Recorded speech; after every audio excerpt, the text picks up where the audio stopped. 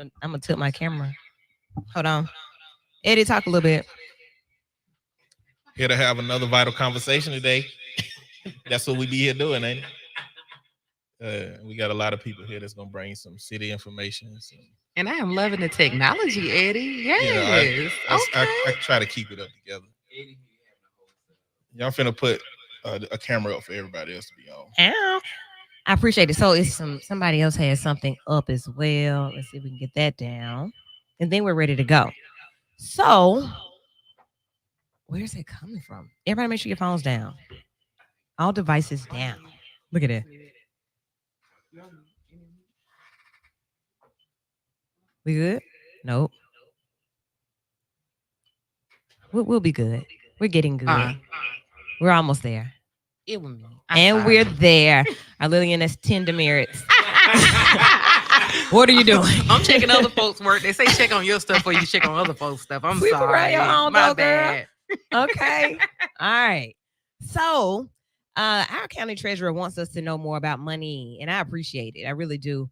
And there's a series that's happening with the county, and it is Money Matters. This particular session in the series is called Navigating Trading. Are any of us traders? I ain't no trader. I ain't no backstabber either. Try to keep it legit, right? But if it's legit trading, I want to know about it. And Mr. Cornelius Wilson Brown III is going to be the one to tell us. So welcome in. Hey, again, thanks for having me. Absolutely. So let's see. We need to know who you are first. Tell us a little bit about yourself, where you're from, what you do. All right. I'm from here. I'm from Birmingham, Alabama. I grew up in the great neighborhood of West End.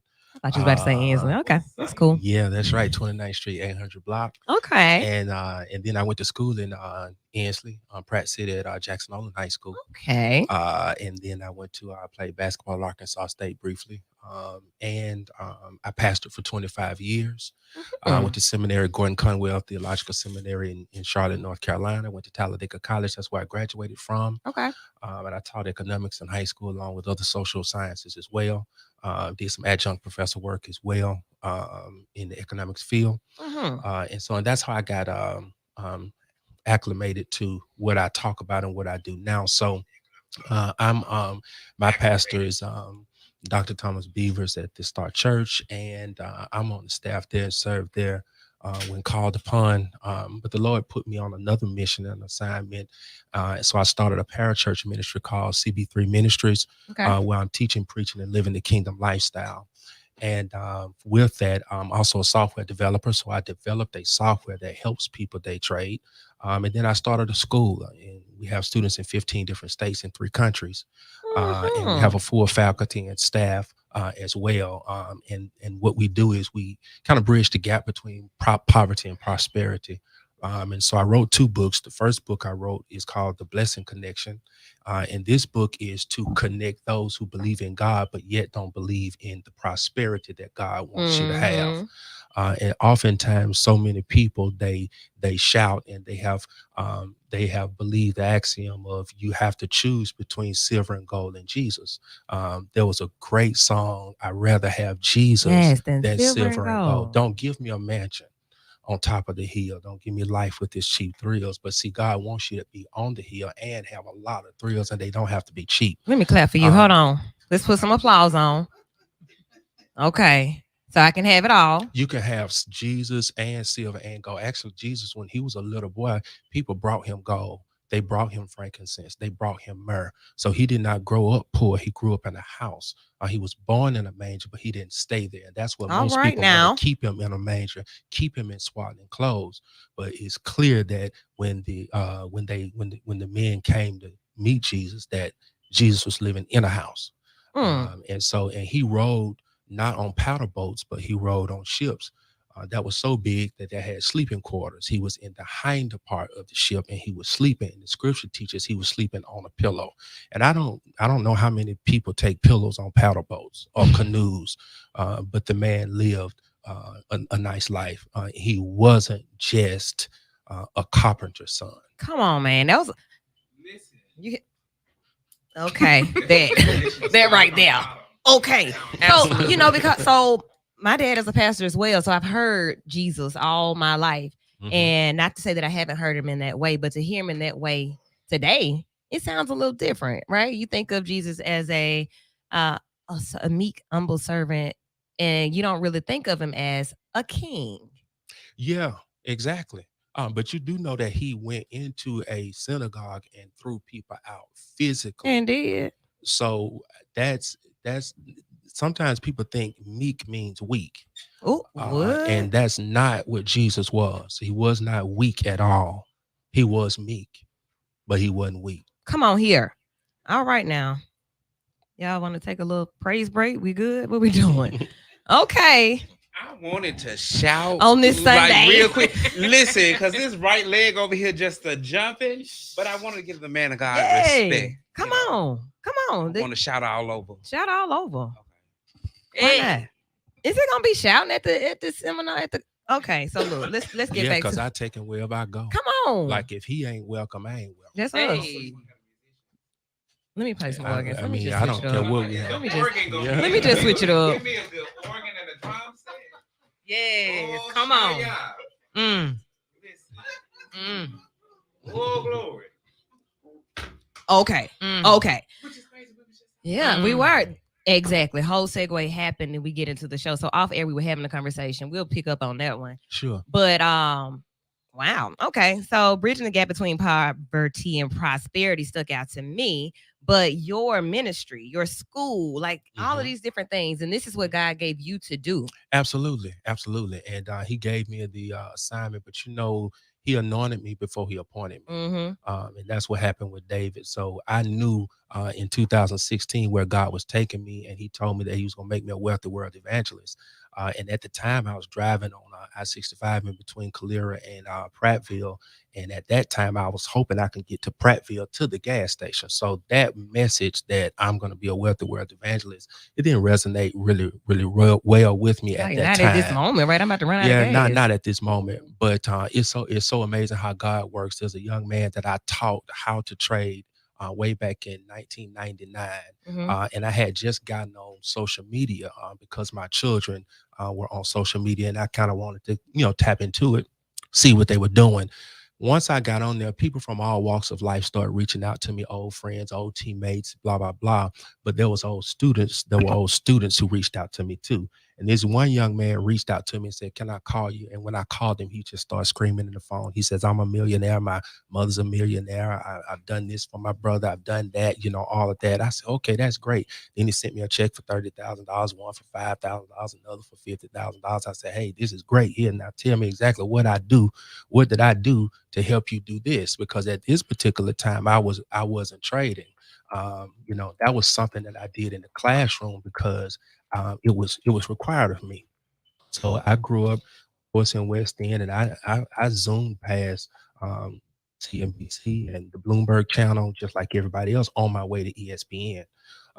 So I never really knew what that stuff was. So when I got this job and it was incumbent upon me to teach, I didn't know. So I went and found out and had an opportunity to sit with world bankers and sit with professional traders because, people want to help you if you're trying to help kids.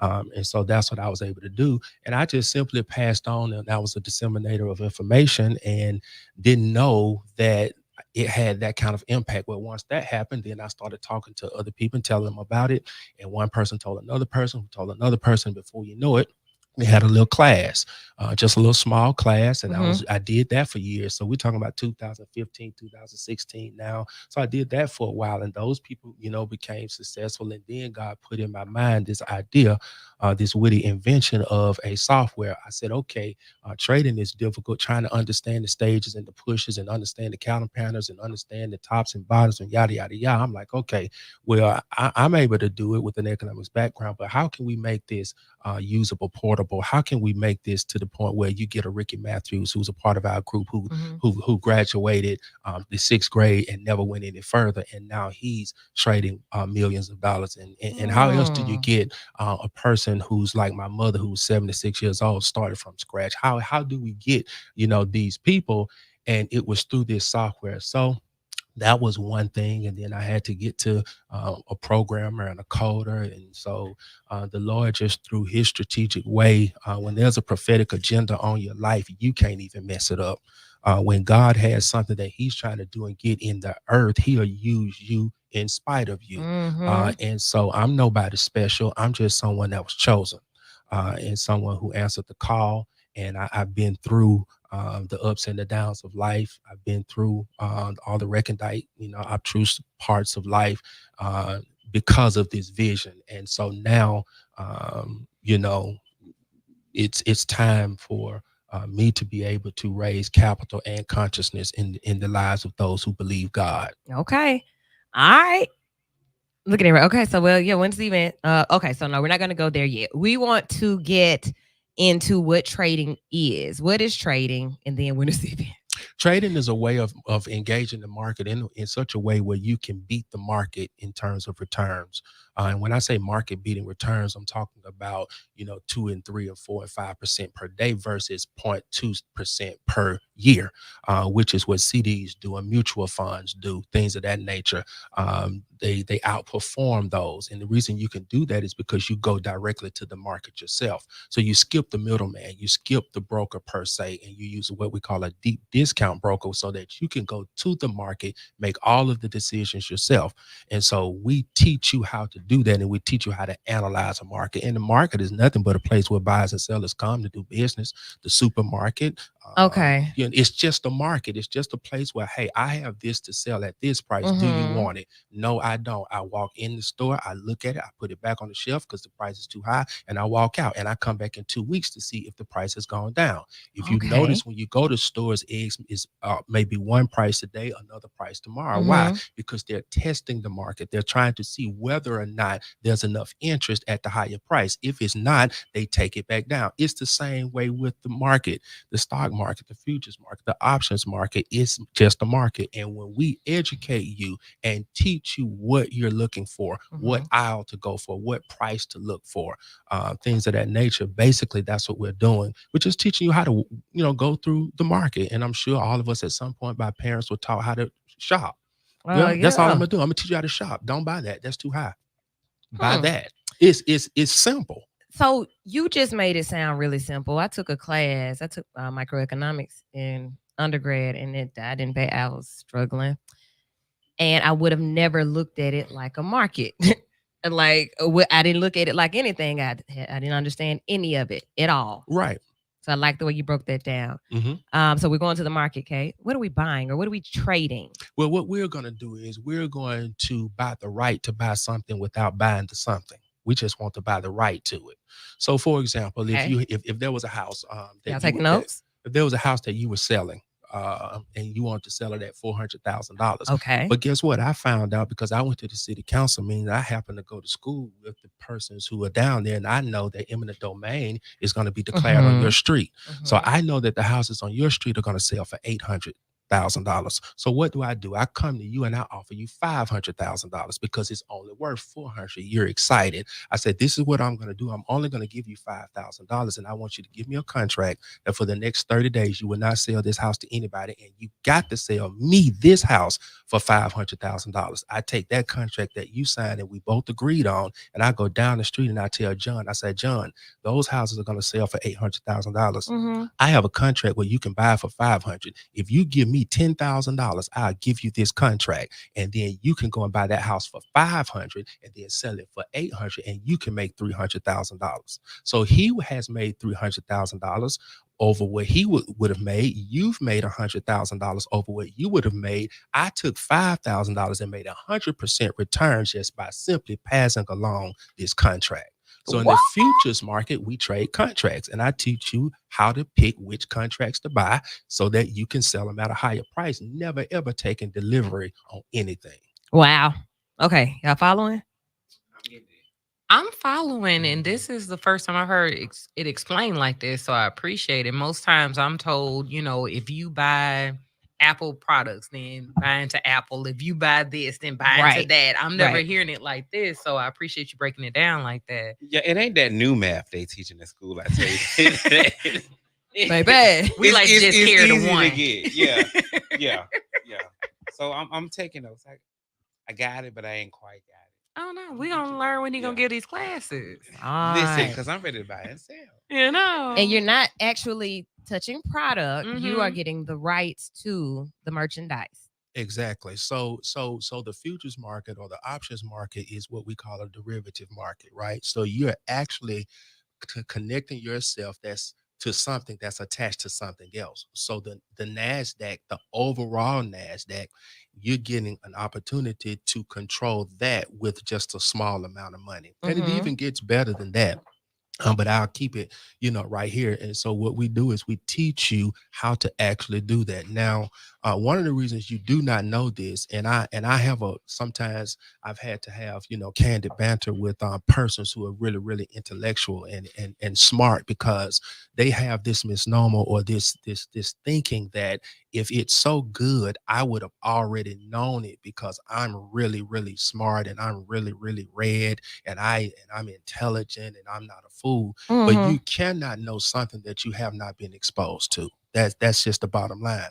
I know that you haven't been exposed to it because I taught in 4 different systems and I taught economics. And in the economics class, it's only a half a semester class. It's not even the Mhm. full year. So you're only getting some of the information. And then it's 21 chapters in the book. And if anybody been to school for any amount of time, you know good and well you cannot get through 21 chapters in 3 months. Nah. It's just not possible. So therefore, we have to pick and choose, go through the pacing guide, go through the objectives, the rubrics. What is the federal government mandating that the local school systems teach? You cannot go outside of that. So as great as some information is, you just won't get it all. So therefore, people leave school without a full economics background. Oftentimes on discovery calls, when I'm talking to people, I ask them, tell me 5 things that you remember from your economics class. And do you not know that people don't know that? So here's what you've done. You've entered into the world where there's a mixed market economy and you don't even know how the economy works. Mm-mm. So therefore, when people try to tell you that there is a way that you can make $1 million sitting at your house working only 2 hours a day, you think it's crazy. You think that that cannot happen. And the only reason you think that can't happen is because you don't know the market. There's 447.9 billion, B with a boy, B Birmingham, $1 billion on the table every day, not every week, not every month, every single day. And if you know how to go into that market and make decisions, you then can reap those benefits. That's what we do. We have a meticulous, strategic way of teaching. Everybody that teaches in my school, every professor has been taught and trained by me. We know your learning styles. We know your personality traits. We learn you. There's an orientation class you go through. You won't even buy and sell until 10 weeks later. See, you don't know enough. Mhm. See, and the problem is you're going into the octagon, the financial octagon with people from Harvard and Yale and Pepperdine and McDonald School of Business and all these people, and you're going in there and you've learned 3 counter patterns, and you're now ready to fight an MMA fighter, basically a financial MMA fighter, and you've just done 10 jumping jacks and 3 push-ups. You don't have a chance. And so people get on YouTube and tell you just do this and just do that. That's an absolute lie. It's not that simple. Right. There is an education, an index of information that you must know and that you must come to understand. And then is at that point you can go in with knowledge and a rules-based system, and you can enjoy the prosperity that the Lord wants you to have. Amen. Look, amen. Do you think that was part of the plan though, to not teach you the full spectrum of economics? Because if they did, we would have a world full of millionaires. Yeah. Short answer. We got 4 minutes. Let's go. Short answer. Yeah. Look, short answer like a short semester. Let's do it. Okay, I got you 4 minutes. So give me a hand when this goes down. I think it's a combination of both. In terms of the country per se was not set up for us. Right. So therefore, there are things about how the country works. For example, when you invite somebody to your house, you don't walk through your house and tell them how everything works. Because this stuff is not for you. That's that bed over there, and that's Mm. your closet, and that's your bathroom. You understand what I'm saying? Mhm. So when we were brought here, we weren't brought here to participate. So therefore, there's some information that we just don't know. And then again, I think part of it is just us. Numbers intimidate us. Money talk intimidate us. So therefore, people, when they feel intimidated, they like to exit conversations, and so therefore, you never know. I ain't raised my hand yet, but okay. All right. No, that's the question Well, I had. okay. I was wondering, is this gate kept information where it's like if they get a hold to this, it's gonna be a problem? Because it seemed like the way that you breaking it down is like very accessible in my head as somebody who been watching videos and videos of trading futures options, and it still hasn't been as digestible as you broken that down in these little few minutes. Right. So I guess what type of person is there a type of person that's most suitable for absorbing this information? Because you would think that if everybody could just have access to it like that, they would just like everybody could be doing it. Well, not necessarily the access. I know that there are more people out there who may know what I know, but I just haven't met them. You know what I'm saying? Mhm. So it's not as easy because you first of all have to have the person that totally understands it. Number one, then you have to have a person. I know we've all had professors in college that we've had to drop simply because we didn't get it.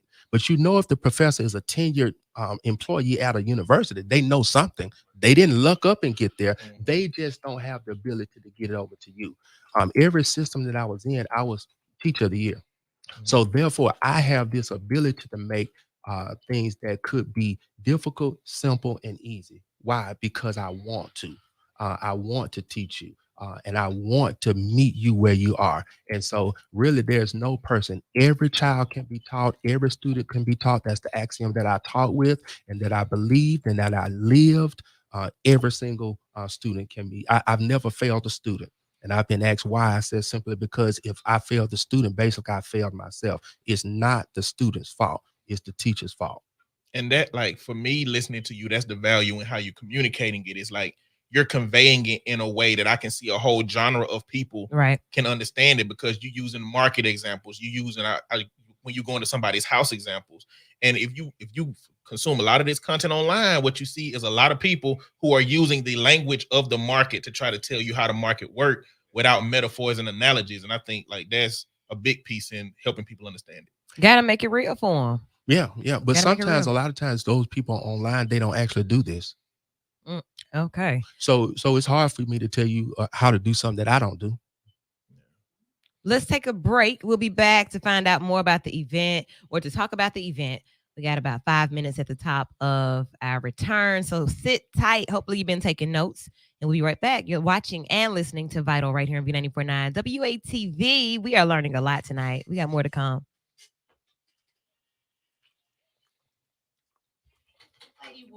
And I know that you're used to hearing me in the midday giving you that musical balance. But I'm a real Yeah, I'm life extremely therapist interested. too. Is that kids I only or understand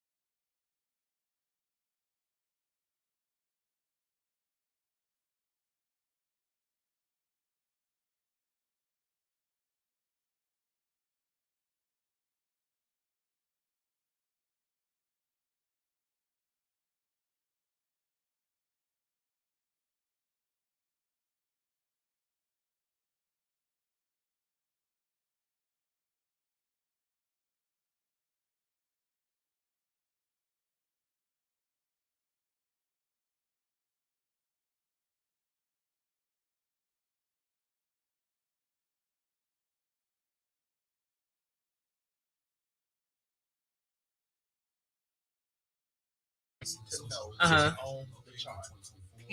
Okay. Uh-uh.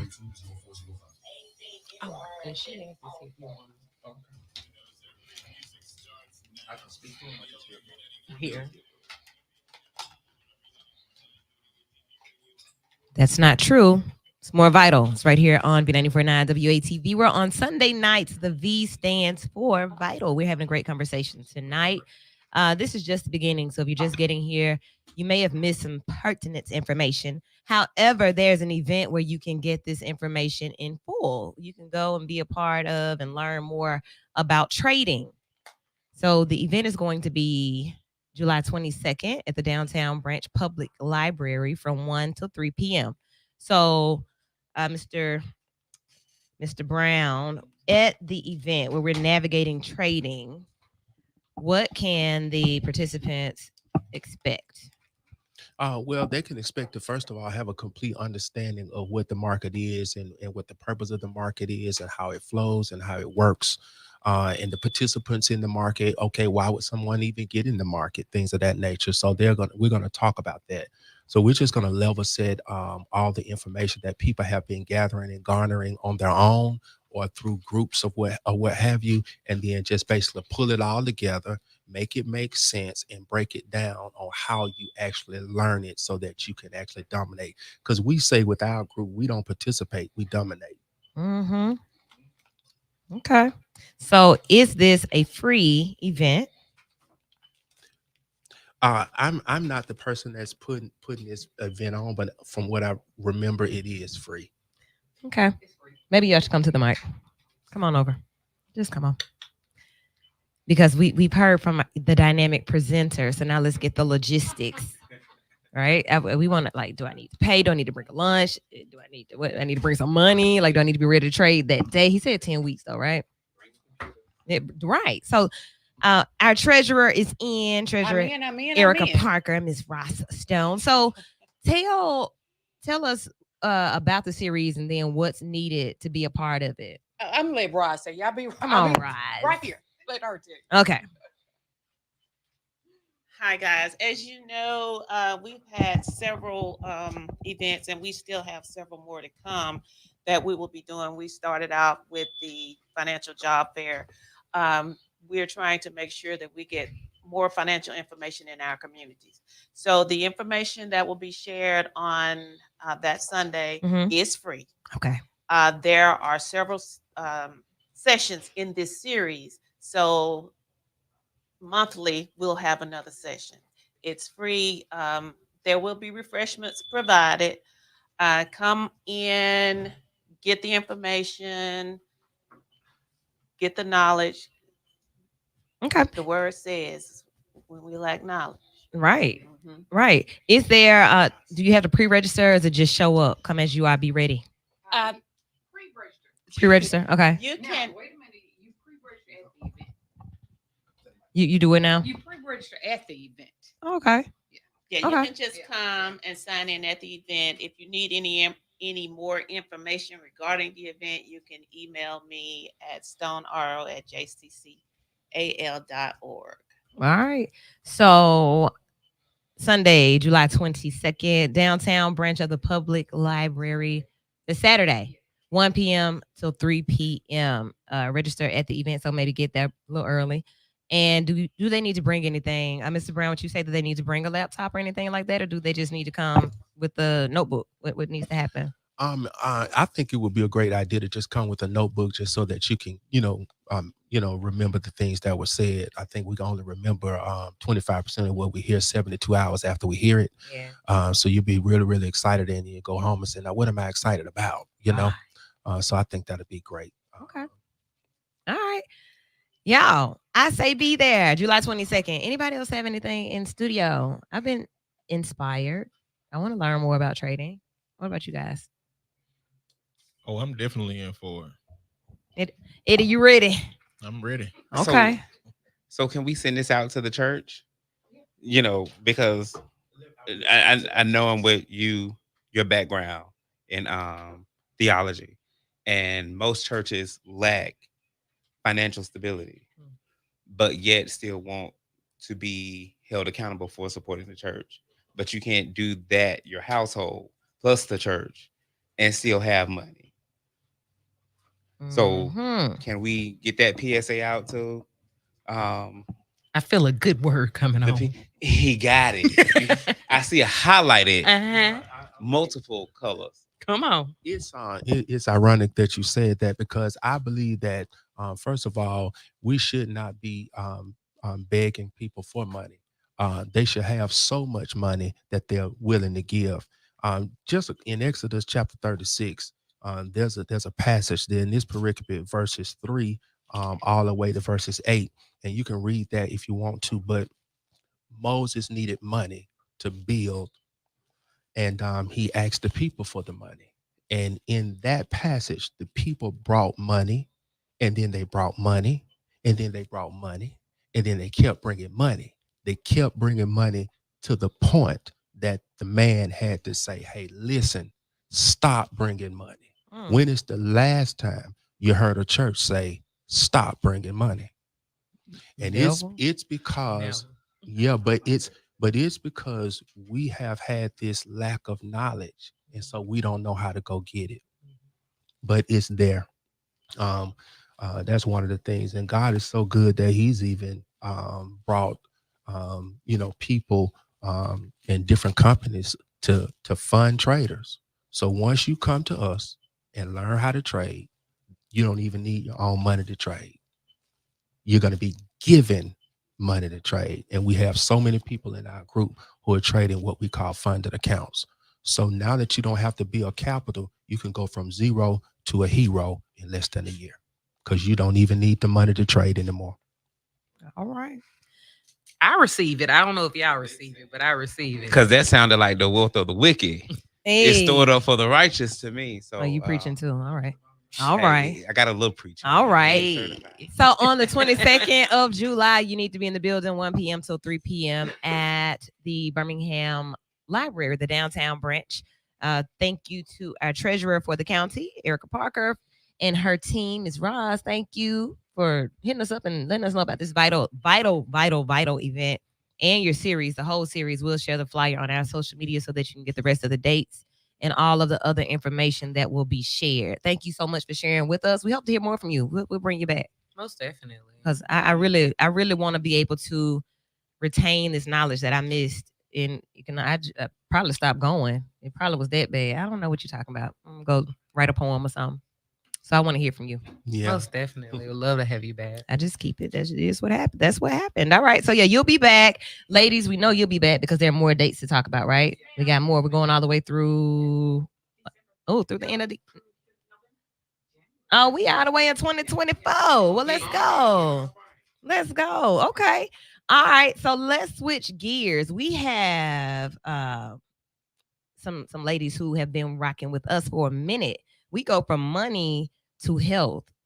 Health is wealth, all right? So you got to be well, and MedsPlus is in the building, and we're going to talk about minority health. When's the last time you all went to your primary care physician? Last year. Okay. Okay. Last year.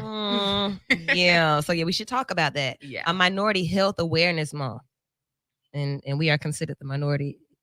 And I'm hearing that we are not on top, or as on top of our health as we should be. What's that about? So we're going to bring our doctors in, Dr. Jennifer and Pauline from MedsPlus. We're going to have that conversation, talking about all of the things that plague our community. Give us some of the, shout them out. What you know? Diabetes. What else? Congestive heart failure. Oh yeah. What it is? Mental illness. Yeah. You hear about a lot of cancer, right? Like a lot of cancer, and people don't find out until stage 4, and it's too late, and then this and that, and all these different type of things, because we're not really preventative. We're not preventive, right? So we're going to have that conversation. I hope you all are ready for it. Hey, ladies, how y'all doing? What's hot in health? We having all these difficult conversations. Man, what's hot in health, right? Like, come on. So just looking at everything from a very vital standpoint, this is a conversation that we must have, and we must have it in a very open way, a very open and honest way about our health. I'm pretty open about my health, right? Like if it's something that's going on, I can say, I don't mind saying, or I'm not afraid to address the issue or the concern. If something hurts, I'm not going to wait until I just can't make it anymore. I want to know. I want to prevent Is further that damage. is that to your physician or to your circle? Because I think we lack kind of both of them. Like you Mm. may have a person you would say, "Oh well, I've been having these headaches." You know what I mean? But not enough to say, "Okay, I need to go to a physician." I will say it. I will say it to my circle. I will acknowledge it first. I will acknowledge it out loud first, and then, like right after I acknowledge it, most likely I'm making an appointment. If it's something that if it's something that I feel this is abnormal, right? Like I feel a way. I got to tend to this. So I don't wait. What about you? So is that you checking the temperature of the situation when you speak this to your circle? I'm just Because acknowledging it. because okay, let's just say if I came to you and be like, man, I've been having a migraine for like the last day. Where in my head I'm thinking it'll pass. Mm-hmm. But since I'm talking to someone, they'll be like, no, not for a whole So you need 24 hours. you need that validation to act. Right. To see if it's important enough to go. If it's a Yeah. pressing of an issue to go. And I'm like, let's check them foundations. You got a blood pressure monitor, you got a headache. Let's check that blood pressure. At home, you gonna stay at home? Go to CVS, go to Walgreens. Look at know, them like, if a friend is reaching out to me and they saying I got a headache that's been persisting, and especially thing to do men, is that blood pressure. Nah, I just want you to go to the doctor because I've heard of too many people. I just had a headache I had a headache and it's an aneurysm, and then they're not here tomorrow. Or, yeah, my stomach was hurting and it ends up being some type of sepsis or some just extreme that you've been sitting on. So in studio, come on, doctors. You've heard a little. We just kind of tried to warm it up a little bit because this is minority health. This is how these conversations sound. Yes, and started out very well. And you made a point. Okay. You said, you know how guys do. Mm. And that's something I've been trying to get to the crust of. Okay. Why is that? Okay. So I can only speak personally. This is my rule. I have a 3-day rule. If whatever is mildly bothering me for 3 days and it hasn't went away, then I will seek help. But if it's something like extreme, let's say a migraine, a fever I can't break, something like that, then yeah, I need to go. But to tell you the why, I think it's more so the knowing. The fear of knowing? The fear of knowing exactly what it is, because I self-diagnose myself. I be like, oh, well, this ain't nothing but a little gas. You know? Let me eat a little mustard. Oh, see, let me drink a little apple cider vinegar. You know, old folks say cold compression rag on your neck. You know, things like try those home remedies that work for granny. Oh, this is... Hey, man, we used to get soaked down in kerosene. The ship is sinking quickly. Come on, doctors. Save us. But it helped to a certain degree, though. Now, I ain't gonna lie. You know, I've heard that in the community. And one of the things we have to remember, I respect your belief, but the world we live in now is so very different when we could rely on some of those herbal medications and therapies. The way our foods are processed, the way we eat out, fast food, things like that. Our systems are out of control. And it doesn't know how to regulate all of these extras that we're putting in. So I kind of take that in mind. Thank you, Eddie. When I hear those comments, and respectfully so, I was subjected to a few of those as well. But now that I know different, we're definitely on a mission to make sure that people pay attention to their bodies. So I like that point. And you have a rule, which is a standard for yourself, which I agree with, because some people just continue to dismiss, continue to downplay, they continue to work through it and not get it checked out. So I definitely Appreciate that. And at MedsPlus, Dr. Pauline and I'll let her chime in as well, we work with a lot of community organizations to do these health screenings in the community and have these conversations to make sure that we're not dismissing some early signals or just getting a screening that does not give you a signal. So hypertension is called the silent killer for a reason. Mhm. So I want to just add something very quickly. I want to just ensure that everybody knows that as pharmacists, because Dr. Jennifer and I are pharmacists, we're doctors of pharmacy. Gotcha. And with that knowledge, people think that, oh, well, as a pharmacist, you just want to add on medications. You just want to, dispense more medications to Mhm. me. Well, we're actually different. We're different pharmacists. We are. caught ourselves breaking the mold of the way people engage with pharmacies Mhm. and with pharmacists. And the way we're doing that is we want to take a more holistic approach.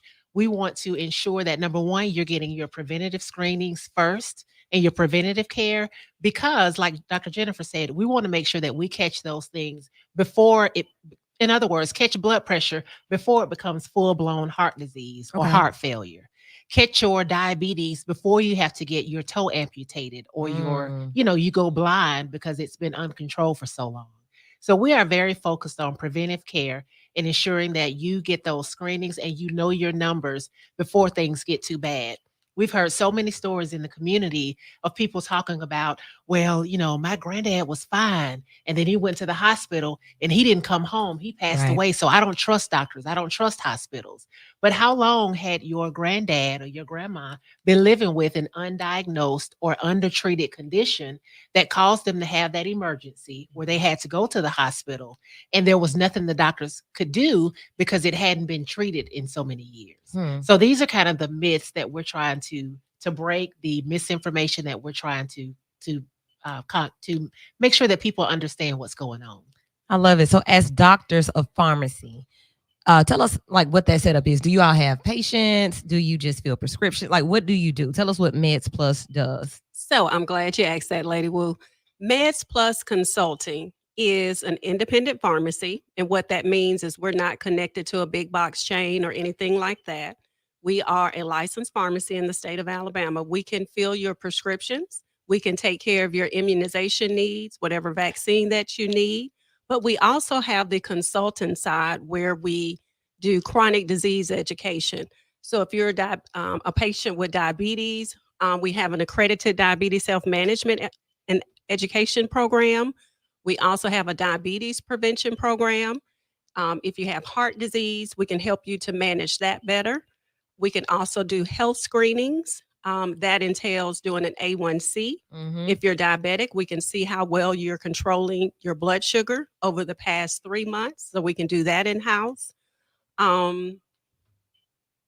We deliver prescriptions, we fill prescriptions, we answer questions, we do medication management. Mhm. And what Dr. Pauline was talking about is what we take a focus on is deprescribing.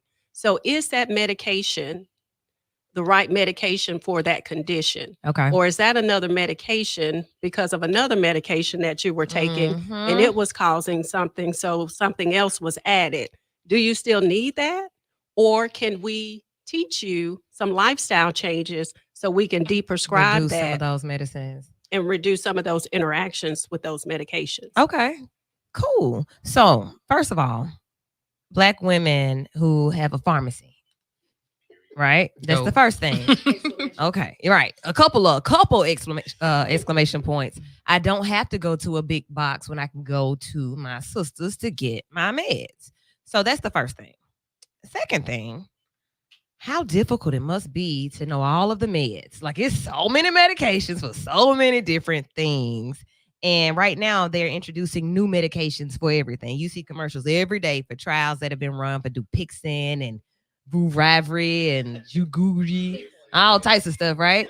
The new one that just came out for Alzheimer's. So there are so many medications that are coming out, and people will come to you and say that they think they know what they need because they're seeing them marketed. So I want to talk about one right quick. Ozempic. Y'all want to talk about that? Absolutely. Let's talk Absolutely. about that. Let's talk about that. Okay, I just want to lose a few pounds. Let me get that. What? So we actually have a well, I'm not going to say very different, but we have kind of an open-minded perspective on this. Okay. Because one of the things that we know is that obesity is a chronic disease. Mhm. So, obesity, for those of you who are going to your doctors and they are telling you you need to lose weight, push back from the table, and get some exercise, you may need to find you another doctor because we know that obesity is multi layered, it's multifaceted. And actually, a small component of it has to do with pushing back and exercising. There are so many more things, there are so many more things at play. So when people talk about needing medicine to help them lose weight, we understand that. We understand all of the different layers. So what these new medicines are doing is they're trying to cut away at some of those layers so that people can have a better chance. Now there are people, we've heard about the Hollywood stories and people want to lose a few pounds to get into a certain gown. And there are people who are doing that, but there are people who will develop cancer because of Ooh. obesity. People who would develop diabetes and heart disease because of obesity, people who have depression and anxiety because of obesity. And so you're quick to throw a medicine at one of those conditions, but you don't want to treat the underlying cause, which is obesity. So I just want to really help people open their minds up to what obesity is and why it should be why it should be treated as a chronic disease. And these new medicines, tirzepatide, Ozempic, all of these are going to treat those conditions, treat obesity as a condition, which it should be treated as. Okay. I got a question. Yes. How do pharmacists determine how to discern when the pharmaceutical industry is trustworthy versus when they're not? That's the one of them ready Eddie questions. Cause wait, Cause we all out here going down Reddit rabbit holes and listening to friends, and it's like, how do the pharmacists determine? Like, is there a level of articles that you read? How peer reviewed do they have to be? Are these journals are definitely the ones we trust and value versus? So how do y'all get to that TikTok? Okay, thank you, Lady Wu. Okay. So, and that's where the popularity for this medication came about when we're talking about Ozempic, because this medication has been around. It did not get infamous until it became a social media sensation, TikTok, celebrities purchasing it where common Americans could not because of the cost.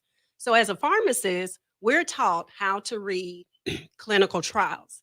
Clinical trials have to be designed in such a way that they can be statistically significant and prove a hypothesis. So how is the trial set up? What are the number of participants in the trial? What are the outcomes? What are the outcome measures? Was there a literature review done on some of those studies that were done before, so we can see where the misses were with that study, and we're taking that into account for the new study. So you perfectly set it up well, because that's exactly how that is done. And we do have certain journals that we look at from the pharmaceutical side, New England Journal of Medicine, and I could go on and on with those different journals that we take a look at. Now, you do have to become cautious when you're reading studies done by the pharmaceutical company itself. If we think about the opioid crisis, that was one that I feel that I was personally affected by. And I say that because when the salesperson came to me when I was working behind the pharmacy and said, you know what, it's okay to make sure that they're taking their pain medicine as long as they have pain, it's a legitimate reason. Well, we later found out that those studies did not even take place, that it was just something made up so that that company could continue to make a profit.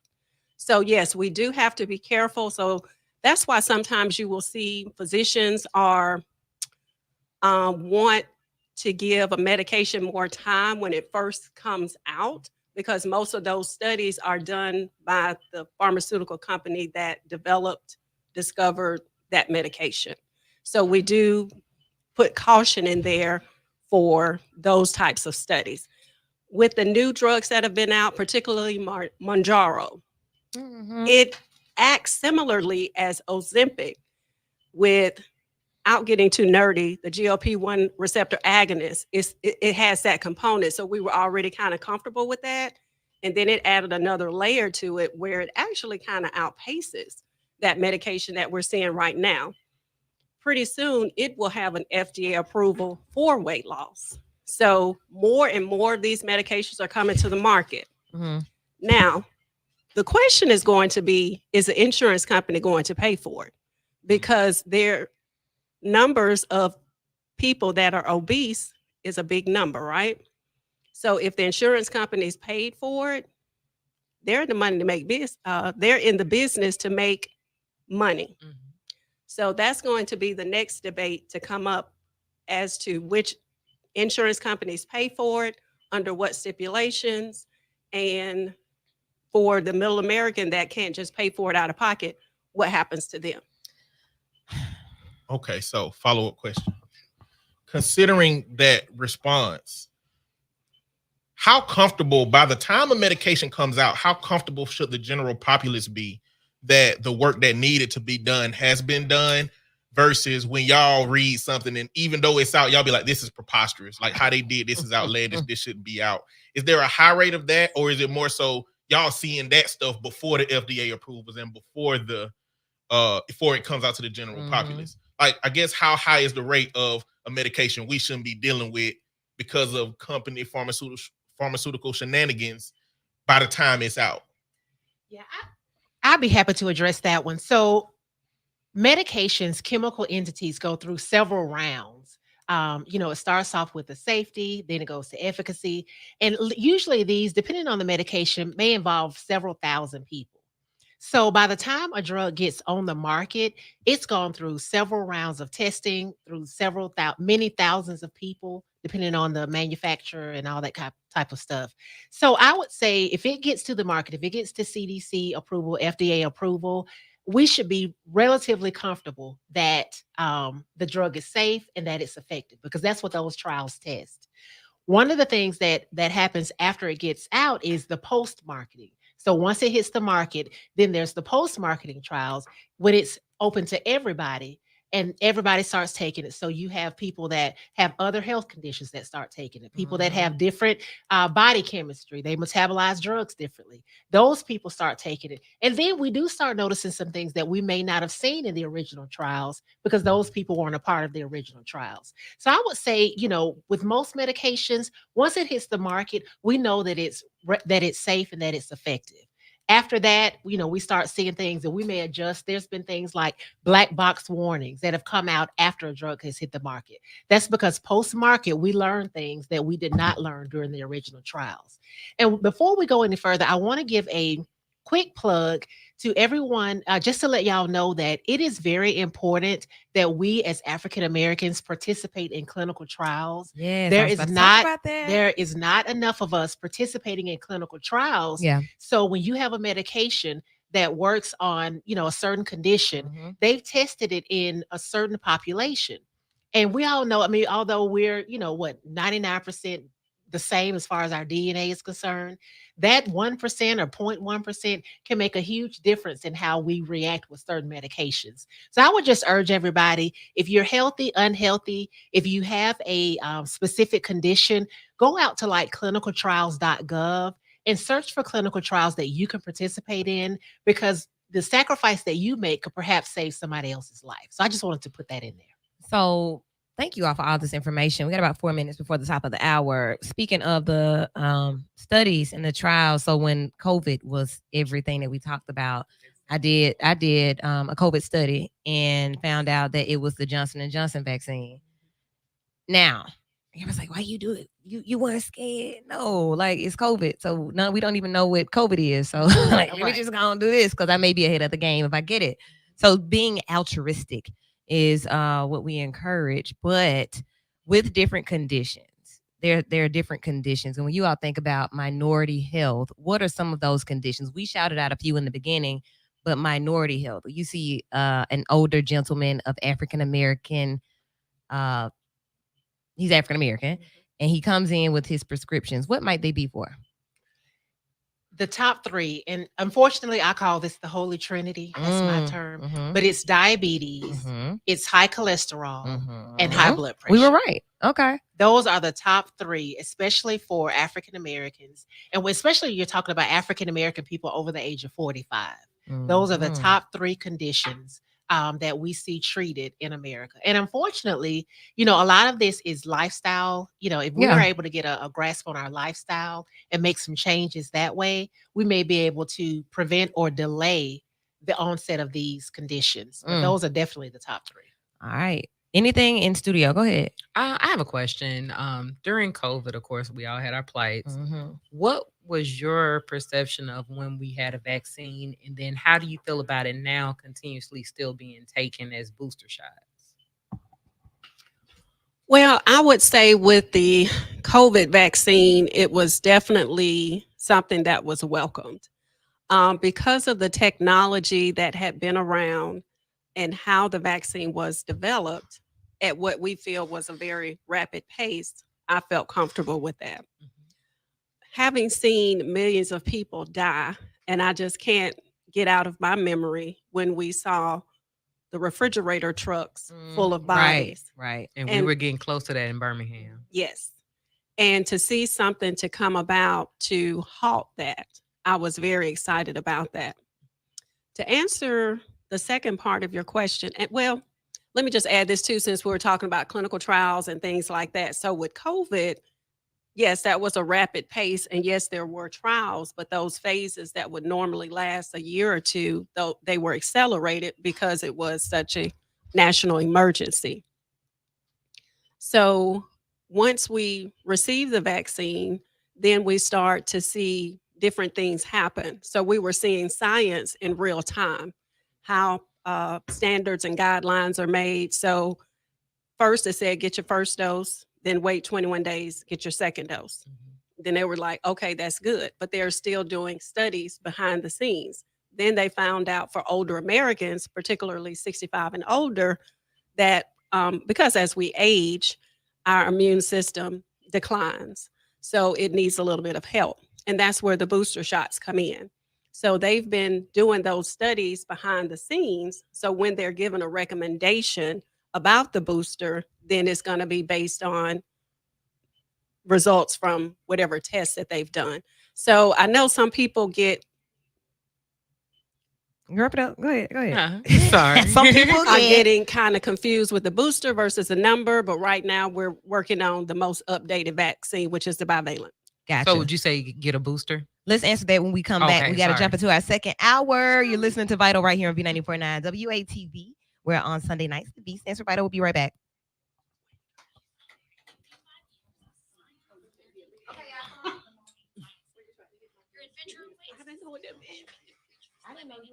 See, I tapped out after the third shot I've gotten, so I'm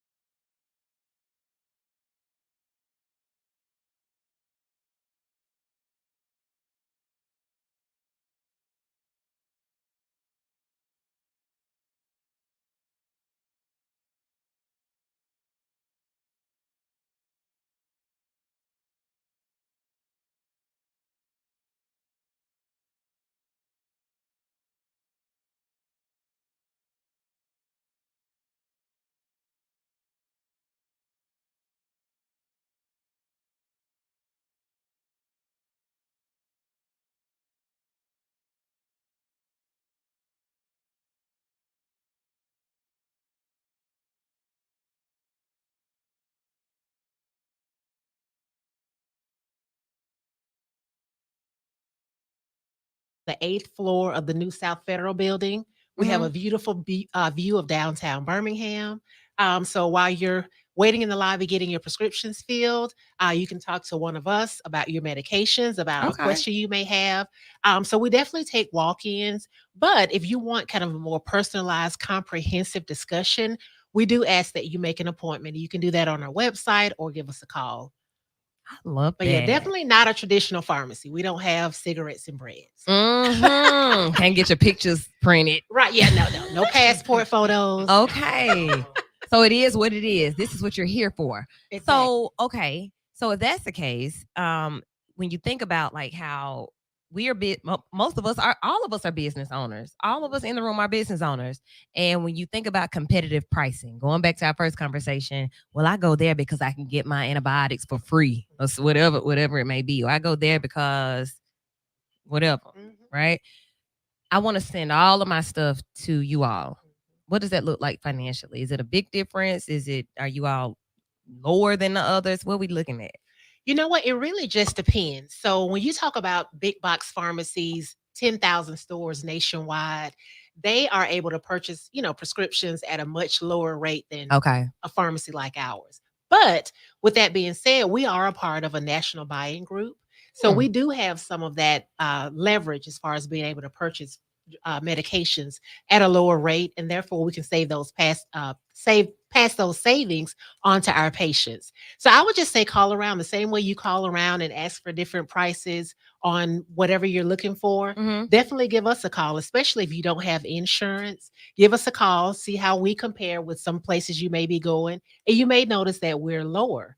Also, when you have insurance, most people that have insurance, for the most part, your copay is the same regardless of the pharmacy. So it's just a situation where you just have to kind of look and see whether we may have the better price or whether another pharmacy may have the better price. What you won't get, though, let me pause this. What you won't get is our smiling faces, our knowledge, our experience, our ability to understand you as a patient and understand you primarily as an African-American patient.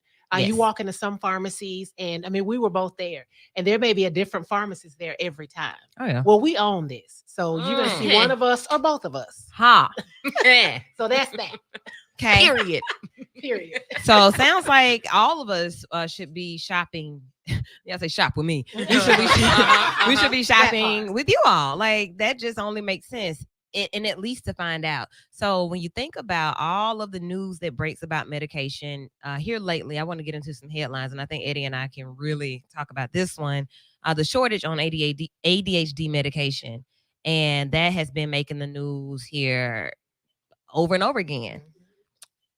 From a therapeutic standpoint, Eddie first, do you think that we're overdiagnosing ADHD? I think ADHD has traditionally been overdiagnosed in children, but I do also think that the rates at which the symptoms of ADHD is consistently increasing enough to look at the changing environment to understand that there may be an increasing need. And so I do think it's probably harder now to discern the difference between when it is needed versus when it's not. Because, earlier on in my counseling career, it was more so, we're going to send you to see if just these parents don't know how to, manage their children. And now you're seeing symptoms that supersede something that just exists because parents ain't parenting properly. Right. It's something else. And it's just increasing. And it's not a surprise. I mean, we got social media increasing. We all know that all the chemicals and all the stuff we consume, and it's been changing. We know red dye got something like, it's so many things that we consume that impact us, and so many different things that we're consuming that changes that, be it physical or be it media, that I think we do have to take into consideration that it's very possible that the numbers might just have been rising, and we just haven't accepted that they've been rising. So we're saying it's overdiagnosed. I don't really know the answer. I say no. I say it's being properly diagnosed, and people are finally accepting these diagnoses. And with people that are getting ADHD certifications, we can tell them medicine is the main treatment. You need some medicine for that. So, ladies, I I agree with you, Woo. I think it's being properly diagnosed, and I think it may still be underdiagnosed in our communities. Yes. I've had the privilege to work in many different communities around the state of Alabama and, other different sides of the track. And I will say that I've seen a lot more patients on, the other side of the track get diagnosed, get on the correct medication, and be able to excel in everything that they, put their minds to. So I still think in our community, it may be underdiagnosed. I'm with you. Okay. So how is there a shortage? All you gotta do is make the pills. It's like when it's a shortage of money. All you gotta do is print some money. What's the problem? What's going on? Well, basically, when you are making medications, you have what is called raw materials. Okay. And they may come from China. Oh, They may come from Taiwan, Yugoslavia, Panama, Not Panama City So- Beach. Okay. the country. Okay. So a lot of times that's usually what the holdup is when the raw materials to make the medications becomes short supply, then it's harder to keep up with the demand for the medication, unfortunately. Gotcha. Okay. And that happens a lot too, when we have recalls on blood pressure medicines, things like that, then it takes time for the manufacturer to rev up production from all of the recall lots that have been displaced. Are you going to the question that we're going to? Let's see. I think so. So Uh-oh. with you guys, Wait a minute. Before you say, if you say it, you owe me $10. the devil is a lie. Oh, I'm sorry. Let's see. Okay, so with you guys being pharmacists, right? How do you feel about holistic Okay. healings, taking natural herbs and things like that versus the scientific aspect of it? With that, do you think it's best when they run out of medicine to use that as a substitute till they're able to get back to that medicine, or just to stay where they are? So my first answer is it's going to be patient specific. So everybody needs to really have a great relationship with their doctors, with their pharmacists, just to ensure, because it's not a blanket statement. I mean, there's some people who, if they go, too many doses of their ADHD medication or their blood pressure medication, like they're in crisis mode. And there's some people who are like, oh, I can miss, several doses and I'm fine. So the first thing is just, speak with your doctor, speak with your pharmacist to figure out. I am a very big proponent of natural supplemental medicine with an asterisk. You have to know when to fold them. We've had so many people in the community. We go out and do our health screenings. Your blood pressure is 180 over 100. And you're like, oh, I'm going to take some herbs to get that down. No, you're not. Okay. I'm going to drink some green tea. Exactly. No, you're not. What you're about to do is have a heart attack. What you're about to do is have a heart attack. So, there's times when you can make lifestyle changes. And part of lifestyle changes is taking supplements, taking vitamins. Vitamin D is a hormone that we all, as Black people, are typically low in because of the melanin in our skin. Our body can't convert it the same way as someone who doesn't have as much melanin. So we know these things. And because of that, we know that we oftentimes have to supplement vitamin D. So supplements have their place, but they should not be used to replace traditional medicine, because a lot of times people get into trouble and they have their conditions worsen and you develop all type of complications because you're trying to treat your condition naturally. Oh my goodness. So you just need to drink some water, Eddie. That's it. that's all. You need to up your water. And that was the thing, because it was like a video or something like that where it's some younger people, a lot of older, saying they haven't drunk water in years. I don't like the taste. What are you talking about? A good chilled water. Ice cold water. Do you have water by your bed? Do y'all have a cup of water by your bed? No, ma'am. I go get my Yeti every Okay, so evening. I would have a bottle that I put in the freezer. Okay. That I would let just freeze, and then I would sit it by my bed. You do this every day? Like for every night? It ain't every day, or I have my Yeti. See? Like You see what I'm saying? you have to So be like, ready. yeah. So What are your takes on that? I mean, I know y'all are pharmacists, but So what do your takes on why we wake up parched at 3 o'clock in the morning? What is that about? Is that a condition? Is that what it is? Like, Okay. Well, I just wanted to add also when we're talking about natural remedies versus prescription medicine, we need to remember also when we talked earlier about the clinical trials. Mm-hmm. At least we know, even though there may be an exhaustive list of possible effects from that medication that we've learned from the clinical trials, Yeah. with the herbal medications, we don't have that information. So we're not really sure how it's affecting us. In some people, it may be a positive effect, in others, it may not be. So, as Dr. Pauline said, we don't want to be under the falsehood that this is helping us when Mhm. actually it's progressing something that we have that needs to be treated. Okay. What you got, Eddie? So you can go. Oh. Jen. Well, I was also going to add, just as pharmacists, we have to say that it's important because we're concerned with drug interactions.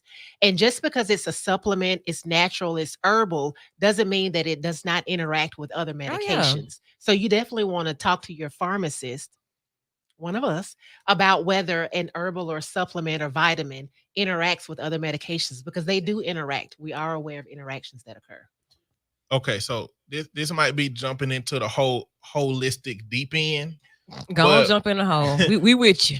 What kind of conversation is the pharmaceutical industry talking about as it pertains to psilocybin, as it pertains to using for mental health therapy? Psilocybin. Psilocybin, What that mushrooms, is. LSD. You know what's interesting? The thing is, a lot of times pharmaceutical companies will take Eastern remedies, we're talking about natural supplements and things like Okay. that, and try to create a chemical entity that mimics Mhm. that so that it can be used into a pharmaceutical product. So what I would say is, and I don't work for the pharmaceutical industry. Obviously, I'm a pharmacist, which is completely different from the pharmaceutical industry. But what I will say is, anything that has been shown, that has been utilized and shown to improve a condition, the pharmaceutical companies are looking at it to find ways to make a chemical component that they can put in a pill or a shot or something like that to get the same effect. So I don't know what's going on as far as, within the pharmaceutical industry, whether they're looking at those specific things, but we'll take, stuff like CBD. We know that CBD products that contain CBD are helpful for migraines, for Parkinson's, for people that have epilepsy. And so what the pharmaceutical industry did was they took that, created a chemical and put it in a medication that's specifically used for people with a certain type of epilepsy. But they took an Eastern or natural type medicine, put it in a pharmaceutical product, and now it's being used. So that would be my answer for that. But what's happening, if you wonder where woo, is that the class of medications that like mushrooms, LSD, and psilocybin in is you have a more emotional experience. And there are a lot of people, especially severe PTSD individuals who are highly resistant to depression and opening up from that. And so what they've been doing is been testing those Try these shrooms that get you more in touch with your emotions, and they starting to see success in the rapid pace at which therapy has been able to progress with those individuals. Okay. So I just didn't know if it was out there in the ether to that degree, but it's gonna show up at some point. Well, look, since we're talking about mushrooms, the commercial, the advertisement about the bloating and the coffee. I was going to ask, why are they creating a chemical instead of just using the thing? Is that because we got the thing you can grow. Yeah, they got a 'Cause I'm trademark. about to- But I'm saying What? I They gotta can put their grow brand my on it. mushrooms, right? I can grow my own cannabis. Mhm. Why do I have to create the Because chemical? you're going to go to jail. No. I'm not talking about me as an individual. I'm talking about the pharmaceutical company Right, themselves. You purchase the field, grow the things instead Okay. of saying I have to create a chemical that mimics the same thing. Because if this is natural, what I'm creating is not. I'm a I'm chemist. just mimicking that thing. Yeah. But then we already got a lot of chemicals, like we said, in our foods and things like that, because America's not growing their own food. So we're using a lot of chemicals to make those things happen. Now I'm using another chemical to mimic something else that's natural to come along to do this. Okay. And now you're creating more issues than you're actually helping. Our guys But are one- so smart. They're such deep thinkers. They may have had some shrooms One before we thing- started. I tried it, but I ain't saying I'm on it now. I had to see what they were mimicking. It Sounds was like the same shroom as talk. what was actually being grown. But one Okay. thing that's in that I definitely they're doing it for money because they want to put their little stamp on it. Right. But it's still very important to be able to measure consistency with what you are Those using. things, yeah. So the big mushroom don't always mean the potent mushroom if you got it from a bag from a stranger out there and you trying to have this same experience. Right. So at some point you do want to figure out how can we get the same results with the same dose every time. And that's one of the reasons why people are going to want to figure out how can we create this in this difference. And then we don't even know the ecosystem of mushrooms like that to where if it became a thing overnight, will we need an alternative to the natural form of it? Because if not, then it's gonna run out, or it's just gonna be available for rich people because that's capitalism. Yeah. Okay. I absolutely 100% agree with that. That is absolutely true because the thing is when you have it's about dosing and it's about being able to replicate the results. Mhm. So, you go out and one half of a mushroom may affect one patient completely different than the other one. And those are the kind of things that's the kind of information we get out of clinical trials. So that's why you can't just grow your own and just see what happens. Okay. Eddie, I think Gigi said you were right. You remember y'all sat back there and had that conversation for like 2 hours. I think she's on your team. MedsPlus is in the studio. We were just having a little shroom talk there. But I'm sure there's so many other things, other foods and things that we may be interested in talking about. And I'm serious about this mushroom coffee. Y'all it hadn't been coming up on your page. You got on the post. I would think it would be disgusting. Like I put mushrooms on burgers, and spaghetti. That's about it. Maybe an omelet. My cousin messaged me about mushroom coffee and said it tastes just like coffee. But I mean, I don't even do coffee, so Me, to not say like that. mushroom coffee. Well, you guys are in the science field. Y'all need Yeah, try that it. spark. Yes. You on a need little that. fancy You need little- that spark every morning. If not, don't talk to me. Okay. So you do creamer, sugar. Oh, no, I ain't Why? doing That's That's a that. different Like, kind of what's coffee wrong drinker with right you? there. Listen, Them just black coffee drinkers. That's a different okay, kind of person. so is coffee does it have some health benefit for you? There have been studies to show that yes, coffee does have health benefits for you. And of course, it's not for multiple cups of coffee, at least 1 to 2 cups a day. I like coffee for the taste of it. I'm not necessarily doing it just for a pick me up, but that is a nice byproduct of coffee that I enjoy. And yes, I will talk to you if I don't have my coffee. So I'm not that dependent on coffee. Okay. I'm very cheerful. Yes. Ask Pauline. She be trying to tune me down. So with the okay, so since we're talking about coffee and pharmacies, that doesn't have any long-term effect on your heart with having so much caffeine. Is it not restrictive to blood vessels or anything? Chemist. So that is an excellent question. So I think what you're referring to is some of those over-the-counter drinks that have excess Mhm. of caffeine, and the higher amounts than a cup of coffee is equivalent to 120 milligrams roughly of caffeine, which is relatively safe on a daily use. When we're talking about these other drinks, Red Bull, Monster, we're talking about guarana that's added to it, which also speeds up the heart, and other additives that help speed up the heart as well that are more detrimental to the heart over long-term use than just regular caffeine. Okay.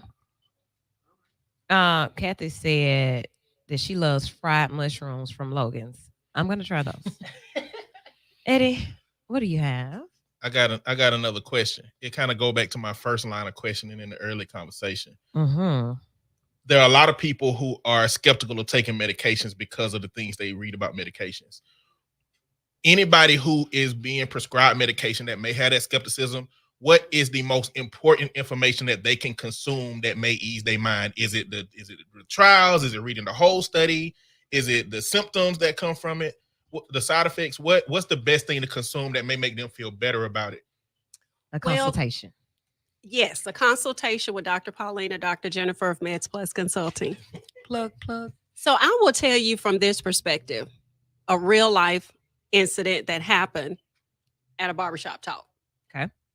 I had a gentleman, he had a health screening, and his numbers did not look good, particularly his blood pressure.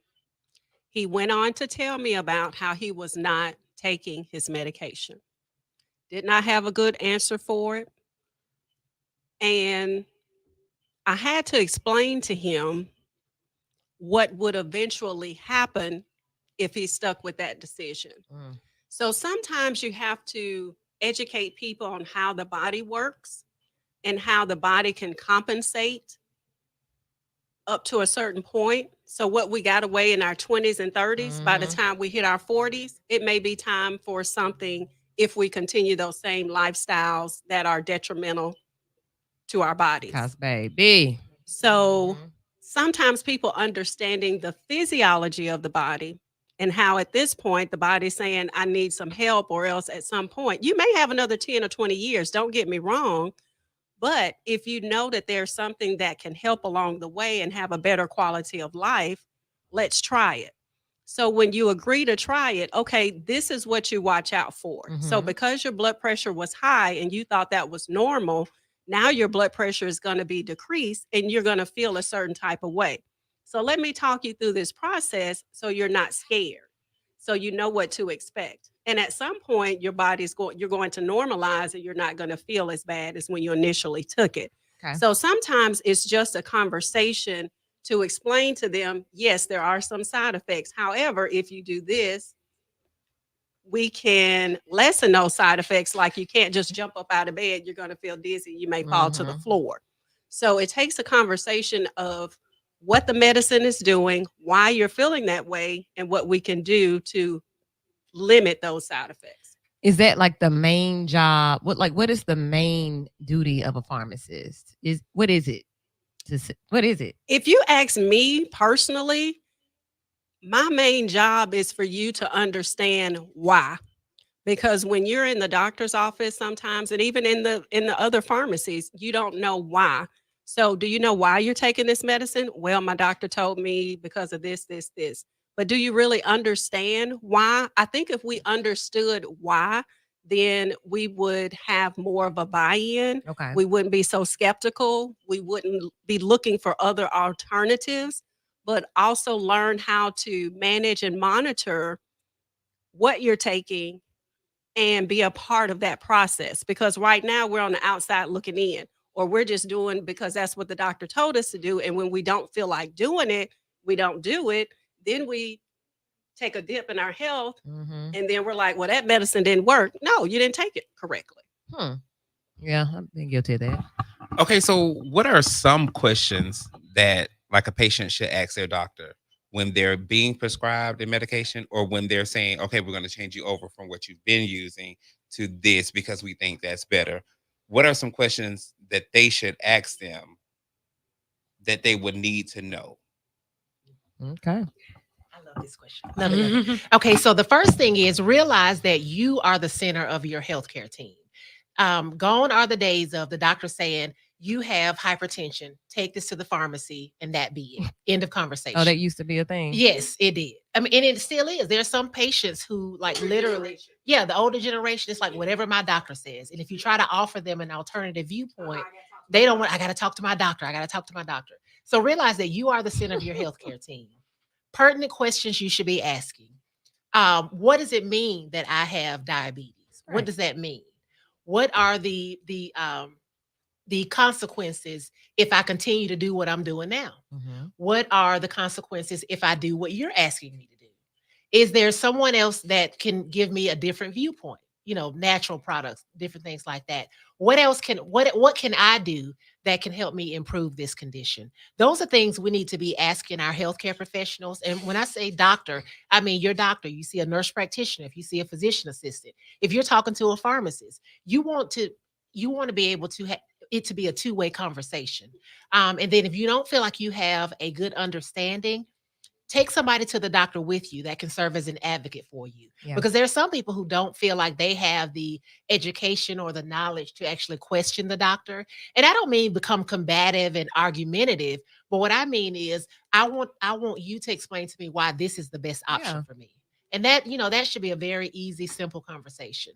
And I've also talked to several people talking about the barbershop talks who are afraid of side effects that they've heard from other people. Mhm. So, one of the main things with men and blood pressure is erectile dysfunction. Oh, I gotta have my thing work and this kind of stuff.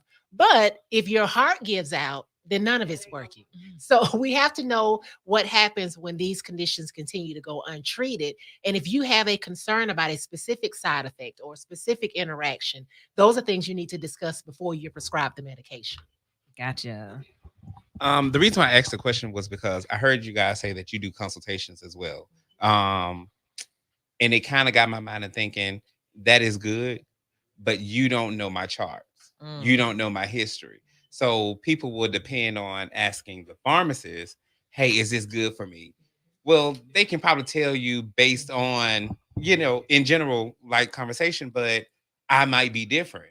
You might necessarily need that, whereas a patient came in before you probably didn't. That's a good observation. You know what I mean? Yeah. Self-assessment, we just talked about this earlier too. Self-assessment is cool, but self-reporting is something totally different. Like, that's not what.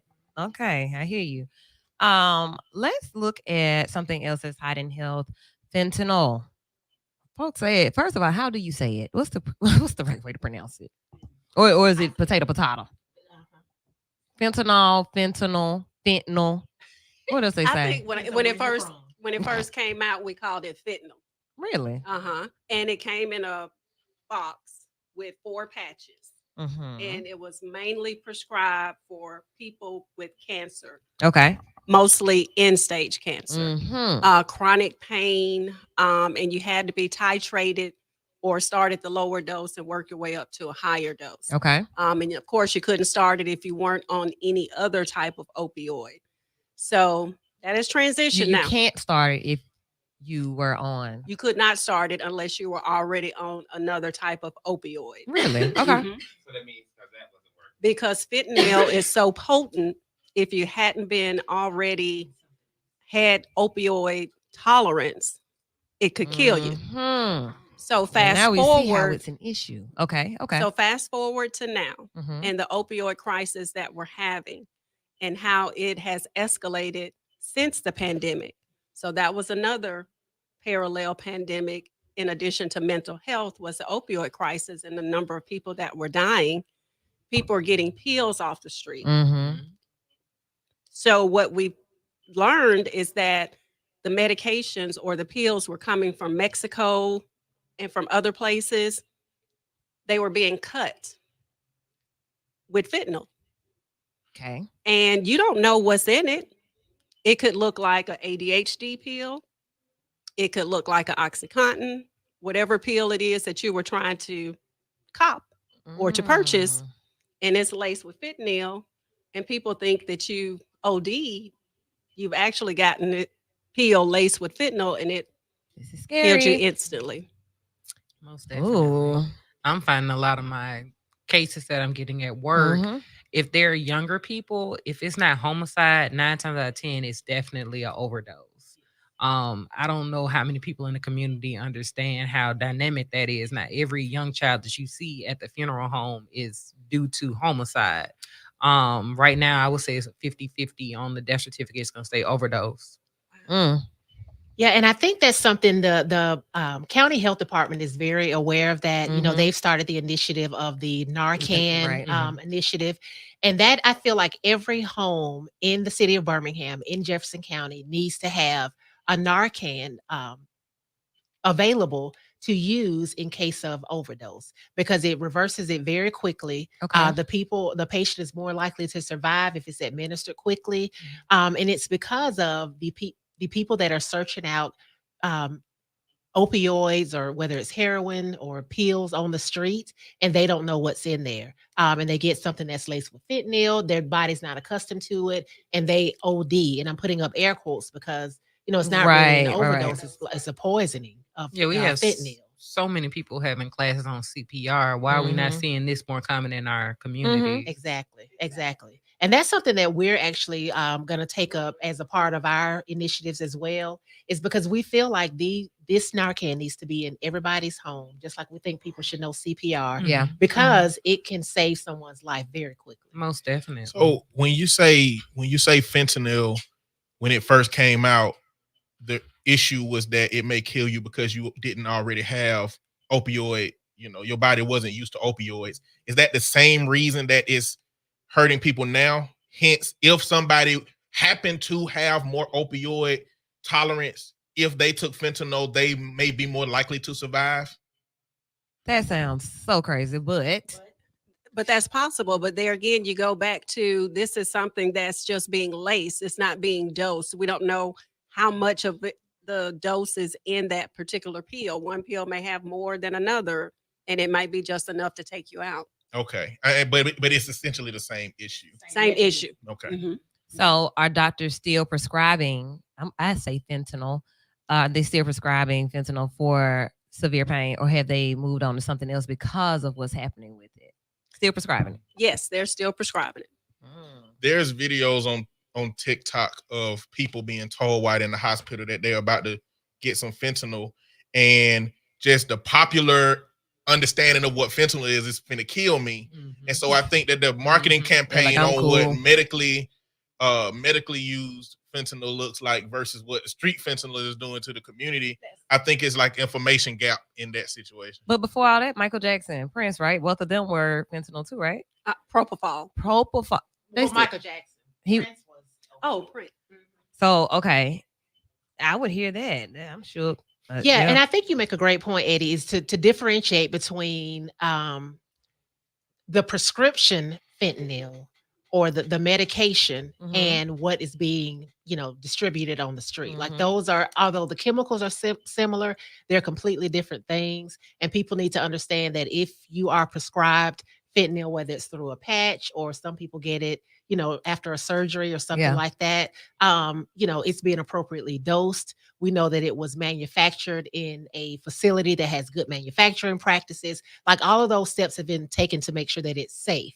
If you purchase it on the street, of course, none of that is at play. So you're at the mercy of wherever you get it from. Okay. Anything else on that? Not on that, but I got another question. Go ahead, because I got a story. Okay, so one of my friends recently has gotten caught up in this black people blood pressure allergy, in the sense that it's a group of black people. When you ask them, they'll say it's a certain group of high blood pressure medication that if black people take, they're gonna have a higher allergic reaction.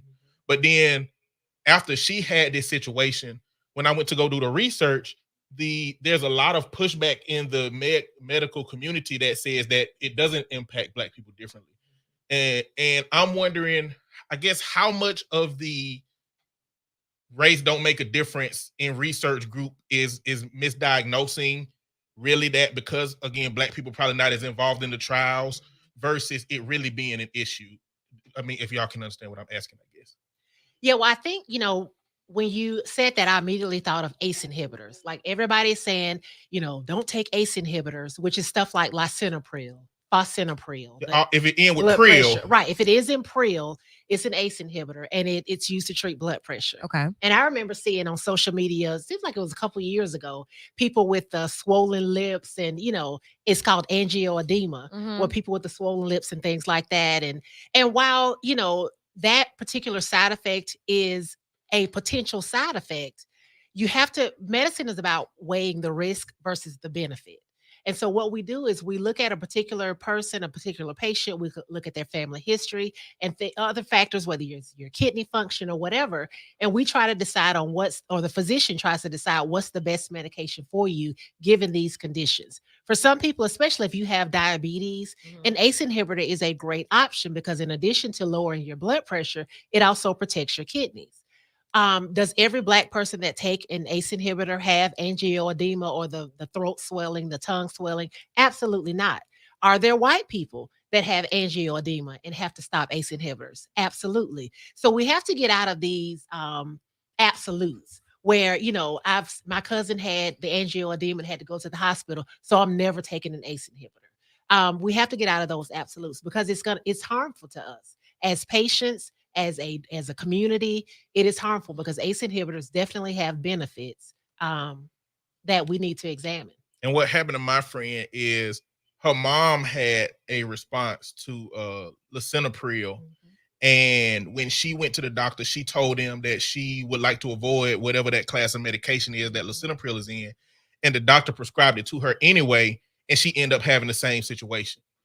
And so for her, it's solidified that we ain't supposed to be taking this medication, you know. And so I just wanted some insight onto how much we should be taking that into consideration, because I'm doing research and it's like the research is saying different than what the Black community say necessarily. So Yeah, and it's not sticking to absolutes. Exactly. Makes I sense mean, as my what it's mom saying. actually had a reaction. She was on a specific medication for several years and was sitting at home one day and was like, it feels like my tongue is weird. You know, something's going on with my tongue. And, you know, of course, her daughter is a pharmacist. My mom has some medical knowledge too. And she was like, this isn't right. Went to the ER after, I think, 7 or 8 years on that blood pressure medicine. It was a reaction. So it's not always an immediate thing. But because of her health conditions, that was the best medication for her at the time. We've since switched it. She's doing well. So, and I also want us to get out of, you know, there was a negative effect or somebody was harmed. So I don't trust medicine. I don't trust doctors. I don't trust hospitals. You know, we often hear about these, you know, and anybody that's harmed or, you know, or killed as a result of a medication error or whatever it is, obviously that's important. But we also have to think about the millions of people who are benefiting from these medications. We talked about the vaccines earlier. You know, people were saying, oh, well, you know, I know somebody that passed away after they got the COVID vaccine. But look at how different things are now because the COVID vaccines are available and were utilized. We don't have the refrigeration trucks anymore because of people that have passed away because of COVID. Right. So we have to get out of that absolute one person was affected or 5 people were affected. So now I don't want any part of that. We got to look into our individual lives and our individual responses. Okay. I hope your friend's mother found another doctor. Yeah, that too. It was my friend that did that, and she gave the doctor a mouthful after she went to another doctor, and the other doctor said you should have never been prescribed that if you gave them that medical history. And I know she did because she was paranoid about it, and so she absolutely she had ended up having to go to the emergency room because it happened. So it's like the doctor that prescribed it was like not her primary physician. Good conversation is happening right now. If you have a question, you want to talk to the pharmacist, 205-994-8949, 205-994-8949. MedsPlus Consulting is in the studio. We've been talking about a lot tonight. So hopefully something that we've talked about is something that you can connect to. But I'm quite sure something has come up for you and you want to ask something that you have not heard. So hit us up either on one of the social media streams or on the phone, 994-8949. I have a question. So when are you guys' next event for screening for the community, and where will that be? So right now, our consistent screenings that we've been having, we've had those with a community organization called Brother Let's Talk. And it is a group of mental health professionals that are reducing the stigma of mental health among Black men. So they hold the monthly barbershop talks and discuss a topic, right, Eddie? Absolutely.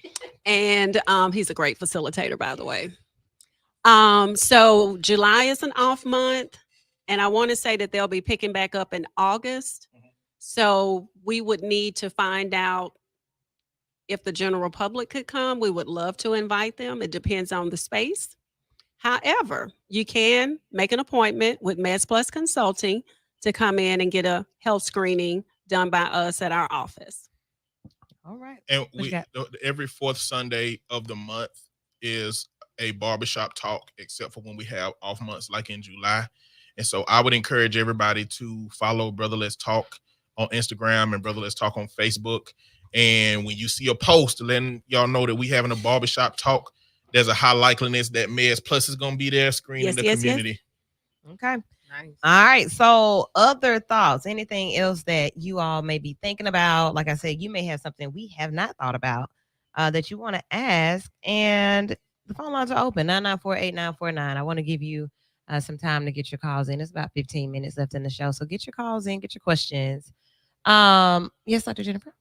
Or you just kind of waiting? It must be on my face. Okay. Yeah, so I wanted to mention, based on Eddie's story and what comes to mind, and we do a lot of presentations in the community. Different groups will come and ask us to talk. And one of the things that we talk about is not only advocacy for yourself, but implicit bias. Mhm.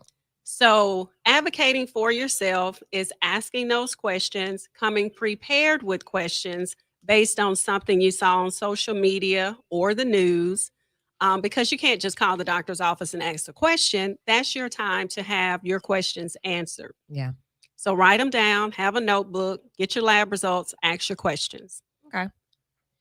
The second thing is implicit bias and making sure that you're being heard from your doctor. So if Mhm. you have a problem or concern that you feel is not being addressed, then you want to be able to ask about it again. And if you feel like you're not being heard, you do have the opportunity to seek another doctor. Yeah. Ask your friends and families for a referral, check with your insurance company, etc. But we have to know that implicit bias is when you're treated based on the perceptions of others Mhm. and they put you into a group. So we're talking about us, so Black people. So if you're being treated by a doctor who's not Black, then they can put you in a category and think, well, this new medication is out, but they're probably not going to get it. They probably can't afford it. They're probably Mhm. not going to take it.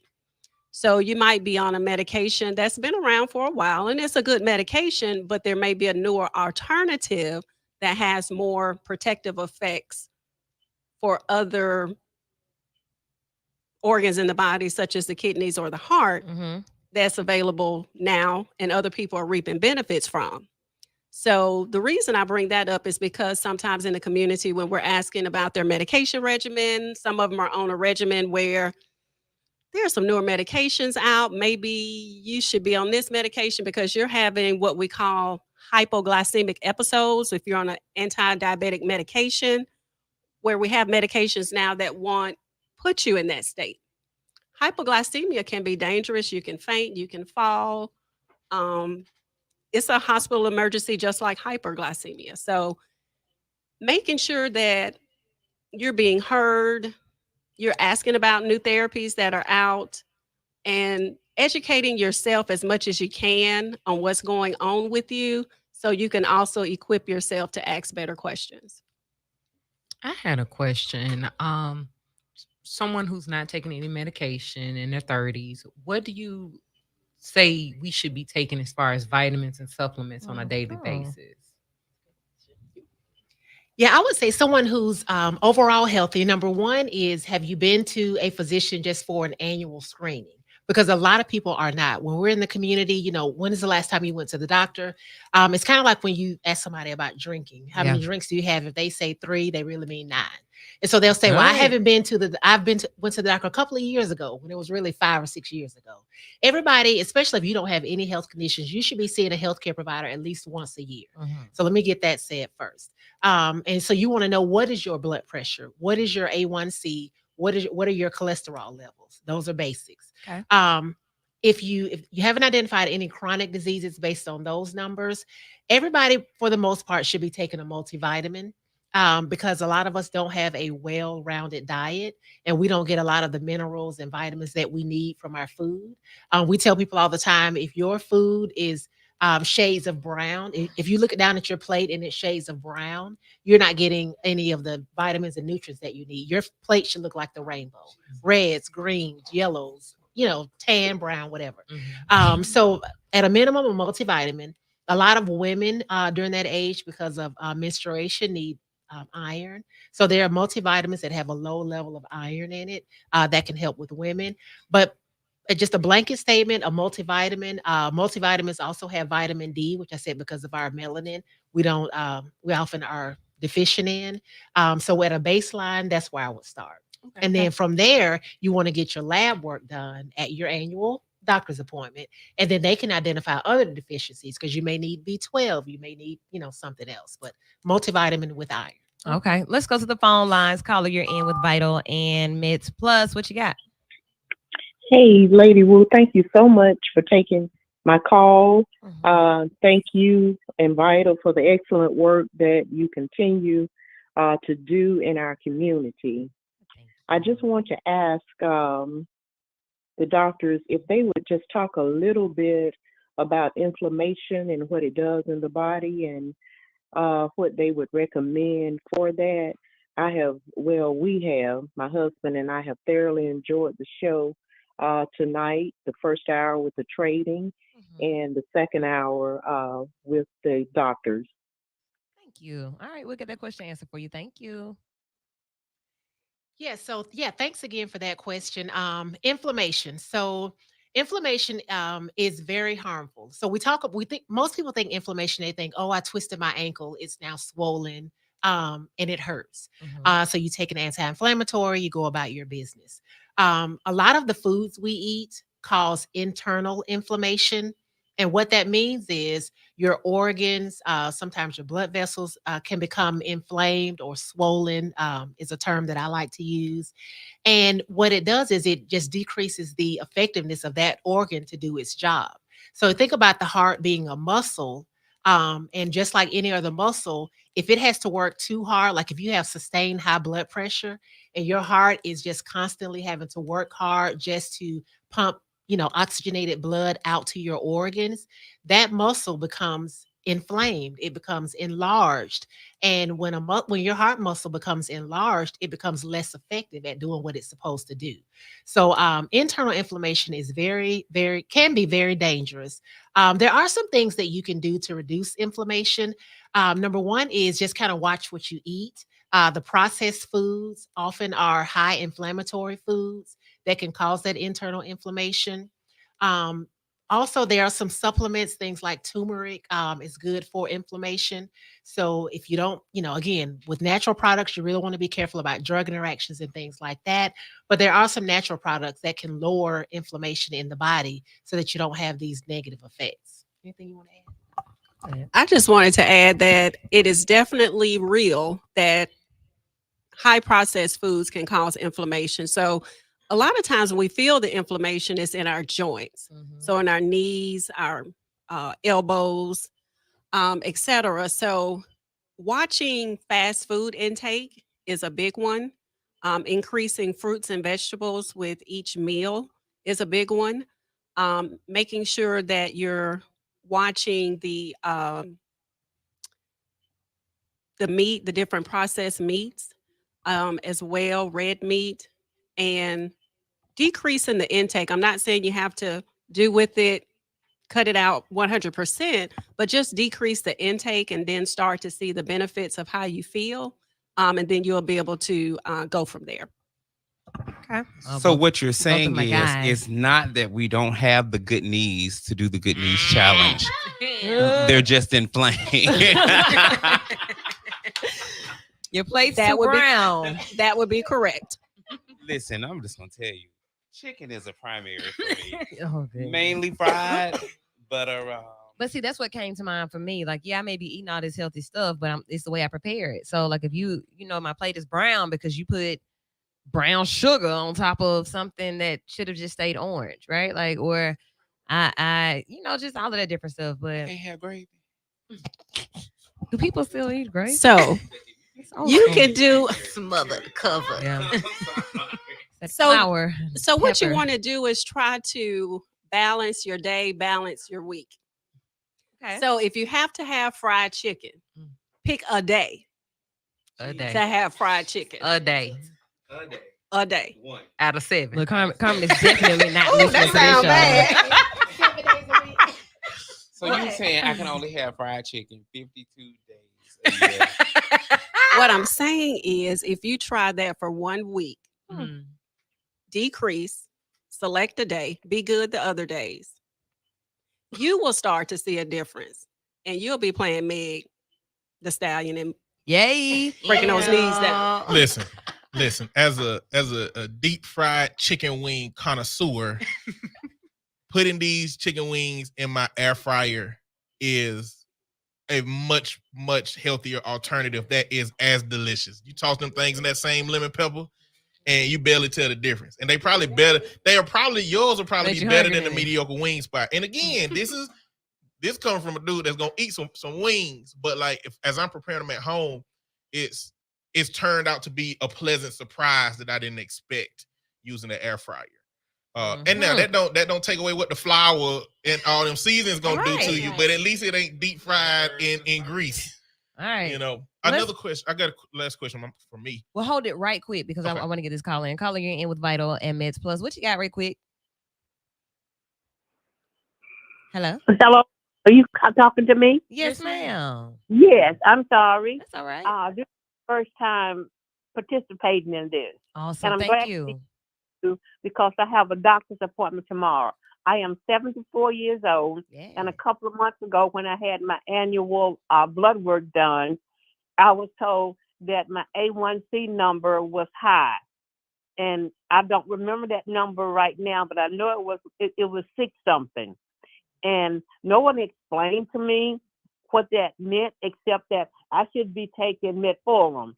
And I go, what is that? And she says, it's we'll call you in a prescription. Well, I took the prescription and it gave me severe diarrhea, so I stopped taking it. I go to the doctor tomorrow. What I'm trying to ask you is, what should I be asking my doctor when I go tomorrow, since nobody told me anything and I know nothing about diabetes? First of all, thank you so much for calling in and for listening. We appreciate you. And now you are about to get some great information. So listen through your radio. Here we go. Yes, ma'am. Thank you for that question. That is something that we're both diabetes educators. So we talk a good bit about diabetes and prediabetes. So what it means when your A1C is high. And A1C is your average blood sugar over the last 90 days. So it's how well your insulin, your natural insulin that you produce is controlling your daily blood sugar. When you talk about an A1C, there's different ranges. So if it's from, say 4 to 5.7, you're considered normal, so no Mhm. risk of diabetes, prediabetes. Between 5.8 and 6.4, you have what's called prediabetes. We used to call it borderline, or you're close to diabetes. That's the prediabetes phase. This is the phase where some people choose to start medicine. Some doctors will choose to start medicine. Some doctors may choose to allow you to make lifestyle changes. Once you get over 6.5 for your A1C, you can now be diagnosed with diabetes. And this is where typically medication starts. So your A1C, it sounds like to me that it was probably lower than 6.5. So you were in the pre-diabetes range, and your doctor decided to start metformin, which is a good drug for, pre-diabetes, hoping to hopefully prevent progression to diabetes. Mhm. The thing with metformin, and that's the number one side effect, that's the Okay. number one thing that we try to tell people as pharmacists, so that, as Dr. Jennifer said earlier, you expect it. You know what to expect so that you won't just stop taking it and miss the benefits of it. Diarrhea is one of the most common side effects of that. The main thing to do for the diarrhea associated with metformin is to take it with your largest meal of the day. For a lot of people, that's dinner. So you want to take it with your largest meal of the day. If you need to split the dose, you can. So take one in the morning, one in the evening with breakfast and dinner. That helps. And then if you still have problems with the GI side effects, there are different formulations of metformin that you can try that release slower in the body so you don't get that dump, which causes the diarrhea. Gotcha. So when she goes to the doctor tomorrow, Yeah, so if they're going to redo your labs, I would ask, what is the A1C? Are you still in the pre-diabetes or diabetes range? If you still are, then I would talk to the doctor about a different formulation of the metformin that will release slower in your system and minimize some of those GI side effects. So you want to Okay. know what that number is, and if it's still high, I would talk to them about, what else can you give me, because I couldn't take that one previously. Gotcha. All right. Hopefully that answered your question and you are ready for your appointment tomorrow. Yes. Eddie? Real quick, y'all having the amount of knowledge y'all have about all of this stuff and the term superfoods always getting thrown around. I want to know, what are y'all's top? I'm gonna integrate this into my diet regardless of whatever gonna happen. This is what I want it to be. I'm gonna make sure this is in there. What is that for y'all? So we're going to answer that one online for all of our viewers. You get that one. If you're listening on the radio, you might miss it. However, they can call you by calling what number? Yes, our number at MedsPlus Consulting is 205-650-4636. That's 205-650-4636. Awesome. Thank you, ladies, so much. Great information tonight. Great a lot of information. knowledge. Thank you. Yeah. So we'll see you next month. We will see what's happening next month. I can't think of right now what's being celebrated or what we're being made aware of. But whatever it is, it's vital, and you can catch it here. For what's hot in health every month. Shouts out to all of our callers and viewers. Our first half of the show tonight was amazing as well. The information will be everywhere that we stream the show, so you can go back and watch it, and we'll also post the flyer. Y'all have a wonderful night and be vital.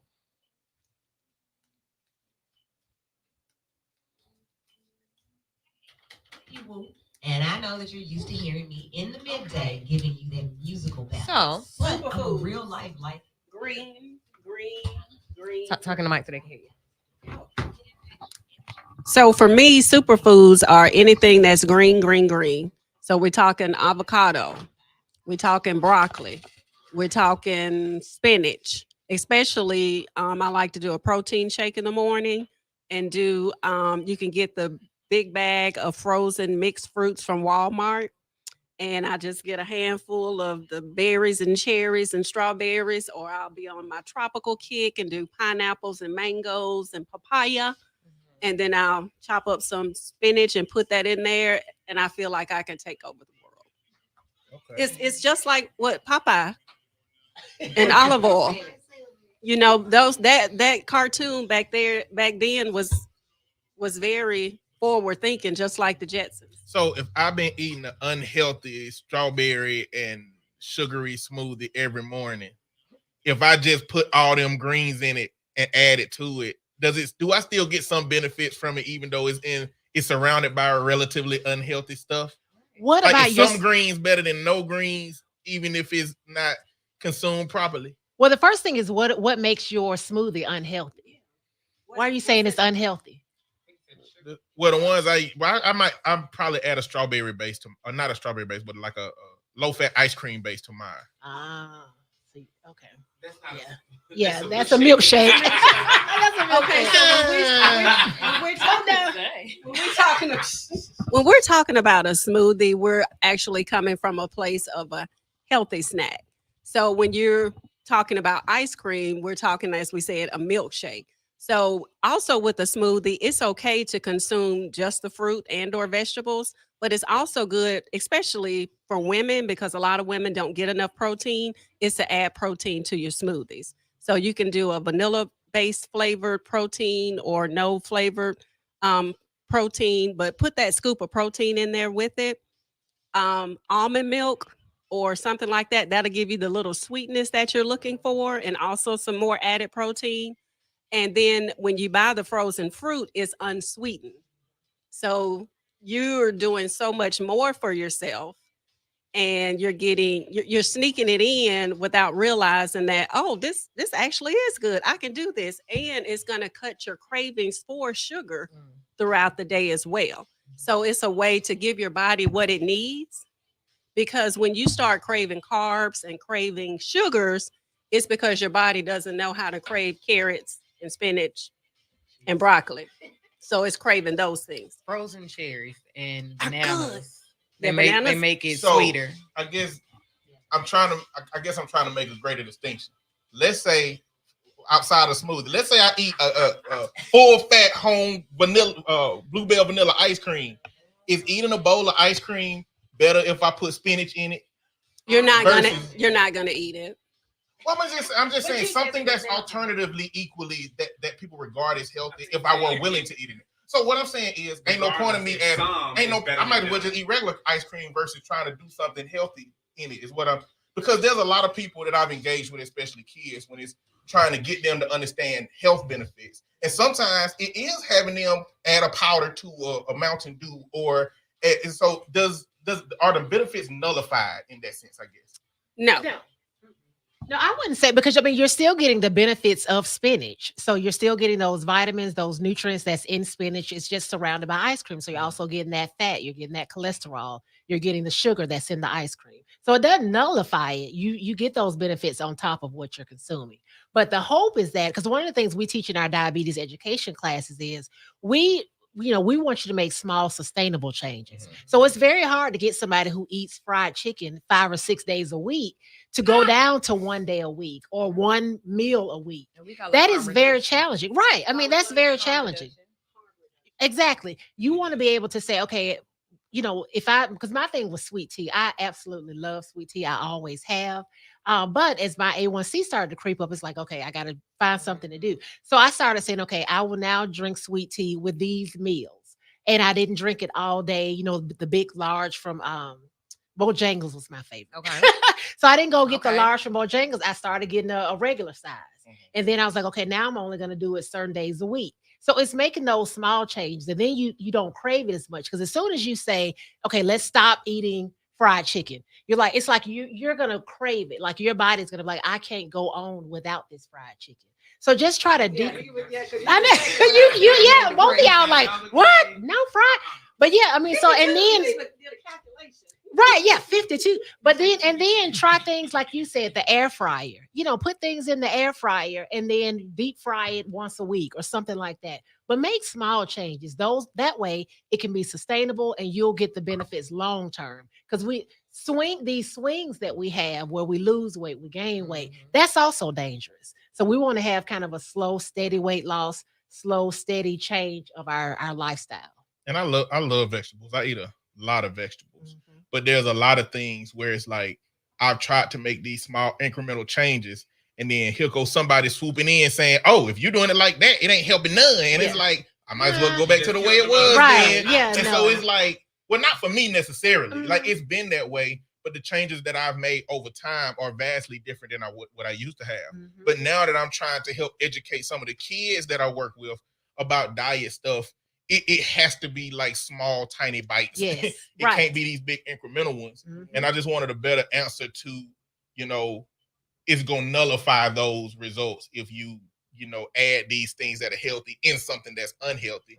But the goal clearly for me is to transition to less of the unhealthy and more of the healthy. Right. And transition is the best word for that, because it's not just I'm healthy. I'm eating unhealthy 1 day, 7 days a week. And now I'm vegan. Like that's very challenging for most people. So making those small sustainable changes is the best way to do it.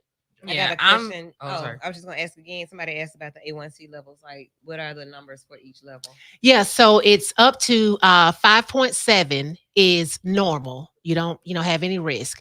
Between 5.8 and 6.4 is pre-diabetes, and 6.5 and higher, you can be diagnosed with diabetes. Okay, thank you. Okay, so my question is, I'm pretty much vegetarian.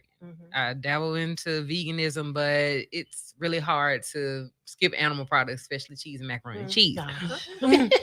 But what do you suggest me? I'm just not a meat fan. It's not that I'm trying to do a diet. I just don't care for meat. So what you say I'm missing protein, so I need to be putting in my shakes. What else do I need to be doing so that I'm not missing out from the animal product benefits? Okay, are you getting the beans, the legumes? Yes. Okay, and how do you prepare those? I don't prepare them because I don't have time to cook. So, falafel. I do like the protein powder that I'm sure has a little bit of everything in it. But yeah, I like a lot of like Indian foods and things of that nature, and a lot of those have beans in them. So I'm hoping that I'm getting everything I need that way.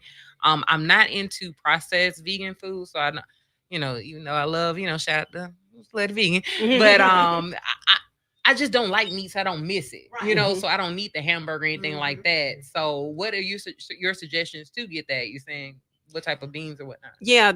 So for your protein, you're going to get a little bit in your nuts. It's not going to be as much, but your cashews, your almonds. Some people, grind up the cashews to make vegan dishes as well. Then there's some supplements as well. They're called BCAAs, or branched chain amino acids. That is what the smallest form of protein. That's another way to get protein as well. But definitely, probably for you, it's going to be that scoop if you do the smoothies once a day, because you can get up to 20 grams in one. Yeah, my plan for this week is to do totally fruits and veggies, and try to do almost like a raw diet this week. So I think I think I can do a smoothie because that's raw. It's just blended. But anyway, So you may want to get a vegan protein. okay. And there is one available out there. There's one I know definitely at the vitamin shop. Okay. All right. Mhm. Thank you. Y'all have got an extra 10 minutes, and that's good. It's information that you can use. So give them your number one more time. Our number at MedsPlus Consulting is 205-650-4636. And it doesn't cost to call. Give us a call. Awesome. All right. Y'all have a good night. Keep being vital. Bye.